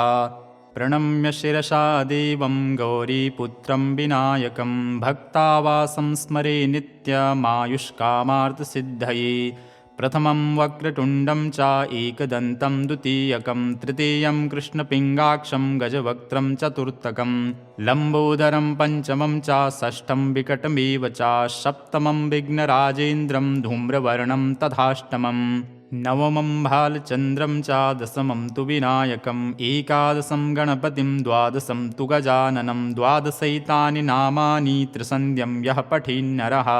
न च विघ्नभयं तस्य सर्वसिद्धिकरं परं। विद्यार्थी लभते विद्यां धनार्थी लभते धनं पुत्रार्थी लभते पुत्रान् मोक्षार्थी लभते गतिं। जपेद् गणपतिस्तोत्रं षड्भिर्मासे फलं लभेत् संवत्सरेण सिद्धिं च लभते नात्र संशयः। अष्टभ्यो ब्राह्मणीभ्यस्य लिखित्वा यः समर्पयेत् तस्य विद्या भवेत् सर्वा गणेशस्य प्रसादतः। प्रणम्य शिरसा देवं गौरीपुत्रं विनायकं भक्तावासं स्मरे नित्यमायुष्कामार्थसिद्धये। प्रथमं वक्रतुण्डं च एकदन्तं द्वितीयकं तृतीयं कृष्णपिङ्गाक्षं गजवक्त्रं चतुर्थकं लम्बोदरं पञ्चमं च षष्ठं विकटमेव च सप्तमं विघ्नराजेन्द्रं धूम्रवर्णं तथाष्टमं नवमं भालचन्द्रं च दशमं तु विनायकम् एकादशं गणपतिं द्वादशं तु गजाननं द्वादशैतानि नामानि त्रिसन्ध्यं यः पठेन्नरः न च विघ्नभयं तस्य सर्वसिद्धिकरं परं विद्यार्थी लभते विद्यां धनार्थी लभते धनं पुत्रार्थी लभते पुत्रान् मोक्षार्थी लभते गतिं जपेद् गणपतिस्तोत्रं षड्भिर्मासे फलं लभेत् संवत्सरेण सिद्धिं च लभते नात्र संशयः अष्टभ्यो ब्राह्मणेभ्यश्च लिखित्वा यः समर्पयेत् तस्य विद्या भवेत् सर्वा गणेशस्य प्रसादतः प्रणम्य शिरसा देवं गौरीपुत्रं विनायकं भक्तावासं स्मरे नित्यमायुष्कामार्थसिद्धये प्रथमं वक्रतुण्डं च एकदन्तं द्वितीयकं तृतीयं कृष्णपिङ्गाक्षं गजवक्त्रं चतुर्थकं लम्बोदरं पञ्चमं च षष्ठं विकटमेव च सप्तमं विघ्नराजेन्द्रं धूम्रवर्णं तथाष्टमम् नवमं भालचन्द्रं च दशमं तु विनायकम् एकादशं गणपतिं द्वादशं तु गजाननं द्वादशैतानि नामानि त्रिसन्ध्यं यः पठेन्नरः न च विघ्नभयं तस्य सर्वसिद्धिकरं परं विद्यार्थी लभते विद्यां धनार्थी लभते धनं पुत्रार्थी लभते पुत्रान् मोक्षार्थी लभते गतिं जपेद् गणपतिस्तोत्रं षड्भिर्मासे फलं लभेत् संवत्सरेण सिद्धिं च लभते नात्र संशयः अष्टभ्यो ब्राह्मणेभ्यश्च लिखित्वा यः समर्पयेत् तस्य विद्या भवेत् सर्वा गणेशस्य प्रसादतः प्रणम्य शिरसा देवं गौरीपुत्रं विनायकं भक्तावासं स्मरे नित्यमायुष्कामार्थसिद्धये प्रथमं वक्रतुण्डं च एकदन्तं द्वितीयकं तृतीयं कृष्णपिङ्गाक्षं गजवक्त्रं चतुर्थकं लम्बोदरं पञ्चमं च षष्ठं विकटमेव च सप्तमं विघ्नराजेन्द्रं धूम्रवर्णं तथाष्टमम् नवमं भालचन्द्रं च दशमं तु विनायकम् एकादशं गणपतिं द्वादशं तु गजाननं द्वादशैतानि नामानि त्रिसन्ध्यं यः पठेन्नरः न च विघ्नभयं तस्य सर्वसिद्धिकरं परं विद्यार्थी लभते विद्यां धनार्थी लभते धनं पुत्रार्थी लभते पुत्रान् मोक्षार्थी लभते गतिं जपेद् गणपतिस्तोत्रं षड्भिर्मासे फलं लभेत् संवत्सरेण सिद्धिं च लभते नात्र संशयः अष्टभ्यो ब्राह्मणेभ्यश्च लिखित्वा यः समर्पयेत् तस्य विद्या भवेत् सर्वा गणेशस्य प्रसादतः प्रणम्य शिरसा देवं गौरीपुत्रं विनायकं भक्तावासं स्मरे नित्यमायुष्कामार्थसिद्धये प्रथमं वक्रतुण्डं च एकदन्तं द्वितीयकं तृतीयं कृष्णपिङ्गाक्षं गजवक्त्रं चतुर्थकं लम्बोदरं पञ्चमं च षष्ठं विकटमेव च सप्तमं विघ्नराजेन्द्रं धूम्रवर्णं तथाष्टमम् नवमं भालचन्द्रं च दशमं तु विनायकम् एकादशं गणपतिं द्वादशं तु गजाननं द्वादशैतानि नामानि त्रिसन्ध्यं यः पठेन्नरः न च विघ्नभयं तस्य सर्वसिद्धिकरं परं विद्यार्थी लभते विद्यां धनार्थी लभते धनं पुत्रार्थी लभते पुत्रान् मोक्षार्थी लभते गतिं जपेद् गणपतिस्तोत्रं षड्भिर्मासे फलं लभेत् संवत्सरेण सिद्धिं च लभते नात्र संशयः अष्टभ्यो ब्राह्मणेभ्यश्च लिखित्वा यः समर्पयेत् तस्य विद्या भवेत् सर्वा गणेशस्य प्रसादतः प्रणम्य शिरसा देवं गौरीपुत्रं विनायकं भक्तावासं स्मरे नित्यमायुष्कामार्थसिद्धये प्रथमं वक्रतुण्डं च एकदन्तं द्वितीयकं तृतीयं कृष्णपिङ्गाक्षं गजवक्त्रं चतुर्थकं लम्बोदरं पञ्चमं च षष्ठं विकटमेव च सप्तमं विघ्नराजेन्द्रं धूम्रवर्णं तथाष्टमम् नवमं भालचन्द्रं च दशमं तु विनायकम् एकादशं गणपतिं द्वादशं तु गजाननं द्वादशैतानि नामानि त्रिसन्ध्यं यः पठेन्नरः न च विघ्नभयं तस्य सर्वसिद्धिकरं परं विद्यार्थी लभते विद्यां धनार्थी लभते धनं पुत्रार्थी लभते पुत्रान् मोक्षार्थी लभते गतिं जपेद् गणपतिस्तोत्रं षड्भिर्मासे फलं लभेत् संवत्सरेण सिद्धिं च लभते नात्र संशयः अष्टभ्यो ब्राह्मणेभ्यश्च लिखित्वा यः समर्पयेत् तस्य विद्या भवेत् सर्वा गणेशस्य प्रसादतः।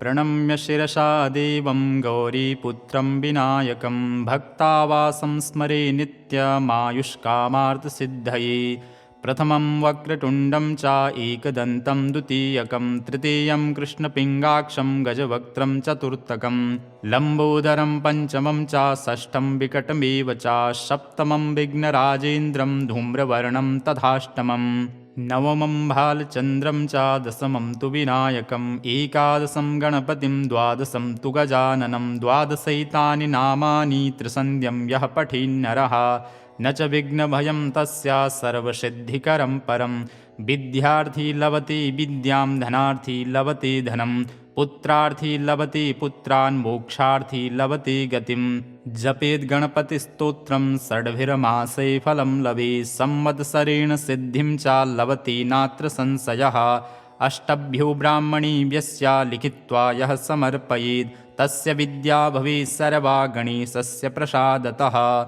प्रणम्य शिरसा देवं गौरीपुत्रं विनायकं भक्तावासं स्मरे नित्यमायुष्कामार्थसिद्धये। प्रथमं वक्रतुण्डं च एकदन्तं द्वितीयकं तृतीयं कृष्णपिङ्गाक्षं गजवक्त्रं चतुर्थकं लम्बोदरं पञ्चमं च षष्ठं विकटमेव च सप्तमं विघ्नराजेन्द्रं धूम्रवर्णं तथाष्टमं नवमं भालचन्द्रं च दशमं तु विनायकम् एकादशं गणपतिं द्वादशं तु गजाननं द्वादशैतानि नामानि त्रिसन्ध्यं यः पठेन्नरः न च विघ्नभयं तस्य सर्वसिद्धिकरं परं। विद्यार्थी लभते विद्यां धनार्थी लभते धनं पुत्रार्थी लभते पुत्रान् मोक्षार्थी लभते गतिं। जपेद् गणपतिस्तोत्रं षड्भिर्मासे फलं लभेत् संवत्सरेण सिद्धिं च लभते नात्र संशयः। अष्टभ्यो ब्राह्मणेभ्यश्च लिखित्वा यः समर्पयेत् तस्य विद्या भवेत् सर्वा गणेशस्य प्रसादतः। प्रणम्य शिरसा देवं गौरीपुत्रं विनायकं भक्तावासं स्मरे नित्यमायुष्कामार्थसिद्धये। प्रथमं वक्रतुण्डं च एकदन्तं द्वितीयकं तृतीयं कृष्णपिङ्गाक्षं गजवक्त्रं चतुर्थकं लम्बोदरं पञ्चमं च षष्ठं विकटमेव च सप्तमं विघ्नराजेन्द्रं धूम्रवर्णं तथाष्टमं नवमं भालचन्द्रं च दशमं तु विनायकम् एकादशं गणपतिं द्वादशं तु गजाननं द्वादशैतानि नामानि त्रिसन्ध्यं यः पठेन्नरः न च विघ्नभयं तस्य सर्वसिद्धिकरं परं। विद्यार्थी लभते विद्यां धनार्थी लभते धनं पुत्रार्थी लभते पुत्रान् मोक्षार्थी लभते गतिं। जपेद् गणपतिस्तोत्रं षड्भिर्मासे फलं लभेत् संवत्सरेण सिद्धिं च लभते नात्र संशयः। अष्टभ्यो ब्राह्मणेभ्यश्च लिखित्वा यः समर्पयेत् तस्य विद्या भवेत् सर्वा गणेशस्य प्रसादतः। प्रणम्य शिरसा देवं गौरीपुत्रं विनायकं भक्तावासं स्मरे नित्यमायुष्कामार्थसिद्धये। प्रथमं वक्रतुण्डं च एकदन्तं द्वितीयकं तृतीयं कृष्णपिङ्गाक्षं गजवक्त्रं चतुर्थकं लम्बोदरं पञ्चमं च षष्ठं विकटमेव च सप्तमं विघ्नराजेन्द्रं धूम्रवर्णं तथाष्टमं नवमं भालचन्द्रं च दशमं तु विनायकम् एकादशं गणपतिं द्वादशं तु गजाननं द्वादशैतानि नामानि त्रिसन्ध्यं यः पठेन्नरः न च विघ्नभयं तस्य सर्वसिद्धिकरं परं। विद्यार्थी लभते विद्यां धनार्थी लभते धनं पुत्रार्थी लभते पुत्रान् मोक्षार्थी लभते गतिं। जपेद् गणपतिस्तोत्रं षड्भिर्मासे फलं लभेत् संवत्सरेण सिद्धिं च लभते नात्र संशयः। अष्टभ्यो ब्राह्मणेभ्यश्च लिखित्वा यः समर्पयेत् तस्य विद्या भवेत् सर्वा गणेशस्य प्रसादतः। प्रणम्य शिरसा देवं गौरीपुत्रं विनायकं भक्तावासं स्मरे नित्यमायुष्कामार्थसिद्धये। प्रथमं वक्रतुण्डं च एकदन्तं द्वितीयकं तृतीयं कृष्णपिङ्गाक्षं गजवक्त्रं चतुर्थकं लम्बोदरं पञ्चमं च षष्ठं विकटमेव च सप्तमं विघ्नराजेन्द्रं धूम्रवर्णं तथाष्टमं नवमं भालचन्द्रं च दशमं तु विनायकम् एकादशं गणपतिं द्वादशं तु गजाननं द्वादशैतानि नामानि त्रिसन्ध्यं यः पठेन्नरः न च विघ्नभयं तस्य सर्वसिद्धिकरं परं विद्यार्थी लभते विद्यां धनार्थी लभते धनं पुत्रार्थी लभते पुत्रान् मोक्षार्थी लभते गतिं जपेद् गणपतिस्तोत्रं षड्भिर्मासे फलं लभेत् संवत्सरेण सिद्धिं च लभते नात्र संशयः अष्टभ्यो ब्राह्मणेभ्यश्च लिखित्वा यः समर्पयेत् तस्य विद्या भवेत् सर्वा गणेशस्य प्रसादतः प्रणम्य शिरसा देवं गौरीपुत्रं विनायकं भक्तावासं स्मरे नित्यमायुष्कामार्थसिद्धये प्रथमं वक्रतुण्डं च एकदन्तं द्वितीयकं तृतीयं कृष्णपिङ्गाक्षं गजवक्त्रं चतुर्थकं लम्बोदरं पञ्चमं च षष्ठं विकटमेव च सप्तमं विघ्नराजेन्द्रं धूम्रवर्णं तथाष्टमम् नवमं भालचन्द्रं च दशमं तु विनायकम् एकादशं गणपतिं द्वादशं तु गजाननं द्वादशैतानि नामानि त्रिसन्ध्यं यः पठेन्नरः न च विघ्नभयं तस्य सर्वसिद्धिकरं परं विद्यार्थी लभते विद्यां धनार्थी लभते धनं पुत्रार्थी लभते पुत्रान् मोक्षार्थी लभते गतिं जपेद् गणपतिस्तोत्रं षड्भिर्मासे फलं लभेत् संवत्सरेण सिद्धिं च लभते नात्र संशयः अष्टभ्यो ब्राह्मणेभ्यश्च लिखित्वा यः समर्पयेत् तस्य विद्या भवेत् सर्वा गणेशस्य प्रसादतः प्रणम्य शिरसा देवं गौरीपुत्रं विनायकं भक्तावासं स्मरे नित्यमायुष्कामार्थसिद्धये प्रथमं वक्रतुण्डं च एकदन्तं द्वितीयकं तृतीयं कृष्णपिङ्गाक्षं गजवक्त्रं चतुर्थकं लम्बोदरं पञ्चमं च षष्ठं विकटमेव च सप्तमं विघ्नराजेन्द्रं धूम्रवर्णं तथाष्टमम् नवमं भालचन्द्रं च दशमं तु विनायकम् एकादशं गणपतिं द्वादशं तु गजाननं द्वादशैतानि नामानि त्रिसन्ध्यं यः पठेन्नरः न च विघ्नभयं तस्य सर्वसिद्धिकरं परं विद्यार्थी लभते विद्यां धनार्थी लभते धनं पुत्रार्थी लभते पुत्रान् मोक्षार्थी लभते गतिं जपेद् गणपतिस्तोत्रं षड्भिर्मासे फलं लभेत् संवत्सरेण सिद्धिं च लभते नात्र संशयः अष्टभ्यो ब्राह्मणेभ्यश्च लिखित्वा यः समर्पयेत् तस्य विद्या भवेत् सर्वा गणेशस्य प्रसादतः प्रणम्य शिरसा देवं गौरीपुत्रं विनायकं भक्तावासं स्मरे नित्यमायुष्कामार्थसिद्धये प्रथमं वक्रतुण्डं च एकदन्तं द्वितीयकं तृतीयं कृष्णपिङ्गाक्षं गजवक्त्रं चतुर्थकं लम्बोदरं पञ्चमं च षष्ठं विकटमेव च सप्तमं विघ्नराजेन्द्रं धूम्रवर्णं तथाष्टमम् नवमं भालचन्द्रं च दशमं तु विनायकम् एकादशं गणपतिं द्वादशं तु गजाननं द्वादशैतानि नामानि त्रिसन्ध्यं यः पठेन्नरः न च विघ्नभयं तस्य सर्वसिद्धिकरं परं विद्यार्थी लभते विद्यां धनार्थी लभते धनं पुत्रार्थी लभते पुत्रान् मोक्षार्थी लभते गतिं जपेद् गणपतिस्तोत्रं षड्भिर्मासे फलं लभेत् संवत्सरेण सिद्धिं च लभते नात्र संशयः अष्टभ्यो ब्राह्मणेभ्यश्च लिखित्वा यः समर्पयेत् तस्य विद्या भवेत् सर्वा गणेशस्य प्रसादतः प्रणम्य शिरसा देवं गौरीपुत्रं विनायकं भक्तावासं स्मरे नित्यमायुष्कामार्थसिद्धये प्रथमं वक्रतुण्डं च एकदन्तं द्वितीयकं तृतीयं कृष्णपिङ्गाक्षं गजवक्त्रं चतुर्थकं लम्बोदरं पञ्चमं च षष्ठं विकटमेव च सप्तमं विघ्नराजेन्द्रं धूम्रवर्णं तथाष्टमम् नवमं भालचन्द्रं च दशमं तु विनायकम् एकादशं गणपतिं द्वादशं तु गजाननं द्वादशैतानि नामानि त्रिसन्ध्यं यः पठेन्नरः न च विघ्नभयं तस्य सर्वसिद्धिकरं परं विद्यार्थी लभते विद्यां धनार्थी लभते धनं पुत्रार्थी लभते पुत्रान् मोक्षार्थी लभते गतिं जपेद् गणपतिस्तोत्रं षड्भिर्मासे फलं लभेत् संवत्सरेण सिद्धिं च लभते नात्र संशयः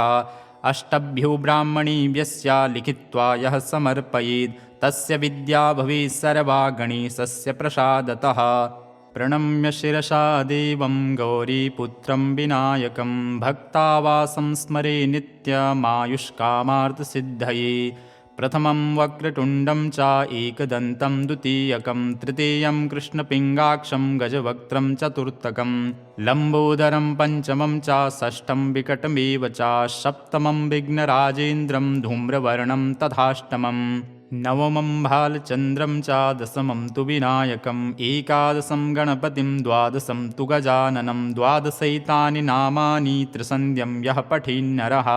न च विघ्नभयं तस्य सर्वसिद्धिकरं परं। विद्यार्थी लभते विद्यां धनार्थी लभते धनं पुत्रार्थी लभते पुत्रान् मोक्षार्थी लभते गतिं। जपेद् गणपतिस्तोत्रं षड्भिर्मासे फलं लभेत् संवत्सरेण सिद्धिं च लभते नात्र संशयः। अष्टभ्यो ब्राह्मणीभ्यस्य लिखित्वा यः समर्पयेत् तस्य विद्या भवेत् सर्वा गणेशस्य प्रसादतः। प्रणम्य शिरसा देवं गौरीपुत्रं विनायकं भक्तावासं स्मरे नित्यमायुष्कामार्थसिद्धये। प्रथमं वक्रतुण्डं च एकदन्तं द्वितीयकं तृतीयं कृष्णपिङ्गाक्षं गजवक्त्रं चतुर्थकं लम्बोदरं पञ्चमं च षष्ठं विकटमेव च सप्तमं विघ्नराजेन्द्रं धूम्रवर्णं तथाष्टमं नवमं भालचन्द्रं च दशमं तु विनायकम् एकादशं गणपतिं द्वादशं तु गजाननं द्वादशैतानि नामानि त्रिसन्ध्यं यः पठेन्नरः न च विघ्नभयं तस्य सर्वसिद्धिकरं परं। विद्यार्थी लभते विद्यां धनार्थी लभते धनं पुत्रार्थी लभते पुत्रान् मोक्षार्थी लभते गतिं। जपेद् गणपतिस्तोत्रं षड्भिर्मासे फलं लभेत् संवत्सरेण सिद्धिं च लभते नात्र संशयः। अष्टभ्यो ब्राह्मणीभ्यस्य लिखित्वा यः समर्पयेत् तस्य विद्या भवेत् सर्वा गणेशस्य प्रसादतः। प्रणम्य शिरसा देवं गौरीपुत्रं विनायकं भक्तावासं स्मरे नित्यमायुष्कामार्थसिद्धये। प्रथमं वक्रतुण्डं च एकदन्तं द्वितीयकं तृतीयं कृष्णपिङ्गाक्षं गजवक्त्रं चतुर्थकं लम्बोदरं पञ्चमं च षष्ठं विकटमेव च सप्तमं विघ्नराजेन्द्रं धूम्रवर्णं तथाष्टमं नवमं भालचन्द्रं च दशमं तु विनायकम् एकादशं गणपतिं द्वादशं तु गजाननं द्वादशैतानि नामानि त्रिसन्ध्यं यः पठेन्नरः न च विघ्नभयं तस्य सर्वसिद्धिकरं परं। विद्यार्थी लभते विद्यां धनार्थी लभते धनं पुत्रार्थी लभते पुत्रान् मोक्षार्थी लभते गतिं। जपेद् गणपतिस्तोत्रं षड्भिर्मासे फलं लभेत् संवत्सरेण सिद्धिं च लभते नात्र संशयः। अष्टभ्यो ब्राह्मणीभ्यस्य लिखित्वा यः समर्पयेत् तस्य विद्या भवेत् सर्वा गणेशस्य प्रसादतः। प्रणम्य शिरसा देवं गौरीपुत्रं विनायकं भक्तावासं स्मरे नित्यमायुष्कामार्थसिद्धये। प्रथमं वक्रतुण्डं च एकदन्तं द्वितीयकं तृतीयं कृष्णपिङ्गाक्षं गजवक्त्रं चतुर्थकं लम्बोदरं पञ्चमं च षष्ठं विकटमेव च सप्तमं विघ्नराजेन्द्रं धूम्रवर्णं तथाष्टमं नवमं भालचन्द्रं च दशमं तु विनायकम् एकादशं गणपतिं द्वादशं तु गजाननं द्वादशैतानि नामानि त्रिसन्ध्यं यः पठेन्नरः न च विघ्नभयं तस्य सर्वसिद्धिकरं परं। विद्यार्थी लभते विद्यां धनार्थी लभते धनं पुत्रार्थी लभते पुत्रान् मोक्षार्थी लभते गतिं। जपेद् गणपतिस्तोत्रं षड्भिर्मासे फलं लभेत् संवत्सरेण सिद्धिं च लभते नात्र संशयः। अष्टभ्यो ब्राह्मणीभ्यस्य लिखित्वा यः समर्पयेत् तस्य विद्या भवेत् सर्वा गणेशस्य प्रसादतः। प्रणम्य शिरसा देवं गौरीपुत्रं विनायकं भक्तावासं स्मरे नित्यमायुष्कामार्थसिद्धये। प्रथमं वक्रतुण्डं च एकदन्तं द्वितीयकं तृतीयं कृष्णपिङ्गाक्षं गजवक्त्रं चतुर्थकं लम्बोदरं पञ्चमं च षष्ठं विकटमेव च सप्तमं विघ्नराजेन्द्रं धूम्रवर्णं तथाष्टमं नवमं भालचन्द्रं च दशमं तु विनायकम् एकादशं गणपतिं द्वादशं तु गजाननं द्वादशैतानि नामानि त्रिसन्ध्यं यः पठेन्नरः न च विघ्नभयं तस्य सर्वसिद्धिकरं परं विद्यार्थी लभते विद्यां धनार्थी लभते धनं पुत्रार्थी लभते पुत्रान् मोक्षार्थी लभते गतिं जपेद् गणपतिस्तोत्रं षड्भिर्मासै फलं लभेत् संवत्सरेण सिद्धिं च लभते नात्र संशयः अष्टभ्यो ब्राह्मणेभ्यस्य लिखित्वा यः समर्पयेत् तस्य विद्या भवेत् सर्वा गणेशस्य प्रसादतः प्रणम्य शिरसा देवं गौरीपुत्रं विनायकं भक्तावासं स्मरे नित्यमायुष्कामार्थसिद्धये प्रथमं वक्रतुण्डं च एकदन्तं द्वितीयकं तृतीयं कृष्णपिङ्गाक्षं गजवक्त्रं चतुर्थकं लम्बोदरं पञ्चमं च षष्ठं विकटमेव च सप्तमं विघ्नराजेन्द्रं धूम्रवर्णं तथाष्टमम् नवमं भालचन्द्रं च दशमं तु विनायकम् एकादशं गणपतिं द्वादशं तु गजाननं द्वादशैतानि नामानि त्रिसन्ध्यं यः पठेन्नरः न च विघ्नभयं तस्य सर्वसिद्धिकरं परं विद्यार्थी लभते विद्यां धनार्थी लभते धनं पुत्रार्थी लभते पुत्रान् मोक्षार्थी लभते गतिं जपेद् गणपतिस्तोत्रं षड्भिर्मासै फलं लभेत् संवत्सरेण सिद्धिं च लभते नात्र संशयः अष्टभ्यो ब्राह्मणेभ्यस्य लिखित्वा यः समर्पयेत् तस्य विद्या भवेत् सर्वा गणेशस्य प्रसादतः प्रणम्य शिरसा देवं गौरीपुत्रं विनायकं भक्तावासं स्मरे नित्यमायुष्कामार्थसिद्धये प्रथमं वक्रतुण्डं च एकदन्तं द्वितीयकं तृतीयं कृष्णपिङ्गाक्षं गजवक्त्रं चतुर्थकं लम्बोदरं पञ्चमं च षष्ठं विकटमेव च सप्तमं विघ्नराजेन्द्रं धूम्रवर्णं तथाष्टमम् नवमं भालचन्द्रं च दशमं तु विनायकम् एकादशं गणपतिं द्वादशं तु गजाननं द्वादशैतानि नामानि त्रिसन्ध्यं यः पठेन्नरः न च विघ्नभयं तस्य सर्वसिद्धिकरं परं विद्यार्थी लभते विद्यां धनार्थी लभते धनं पुत्रार्थी लभते पुत्रान् मोक्षार्थी लभते गतिं जपेद् गणपतिस्तोत्रं षड्भिर्मासै फलं लभेत् संवत्सरेण सिद्धिं च लभते नात्र संशयः अष्टभ्यो ब्राह्मणेभ्यस्य लिखित्वा यः समर्पयेत् तस्य विद्या भवेत् सर्वा गणेशस्य प्रसादतः प्रणम्य शिरसा देवं गौरीपुत्रं विनायकं भक्तावासं स्मरे नित्यमायुष्कामार्थसिद्धये प्रथमं वक्रतुण्डं च एकदन्तं द्वितीयकं तृतीयं कृष्णपिङ्गाक्षं गजवक्त्रं चतुर्थकं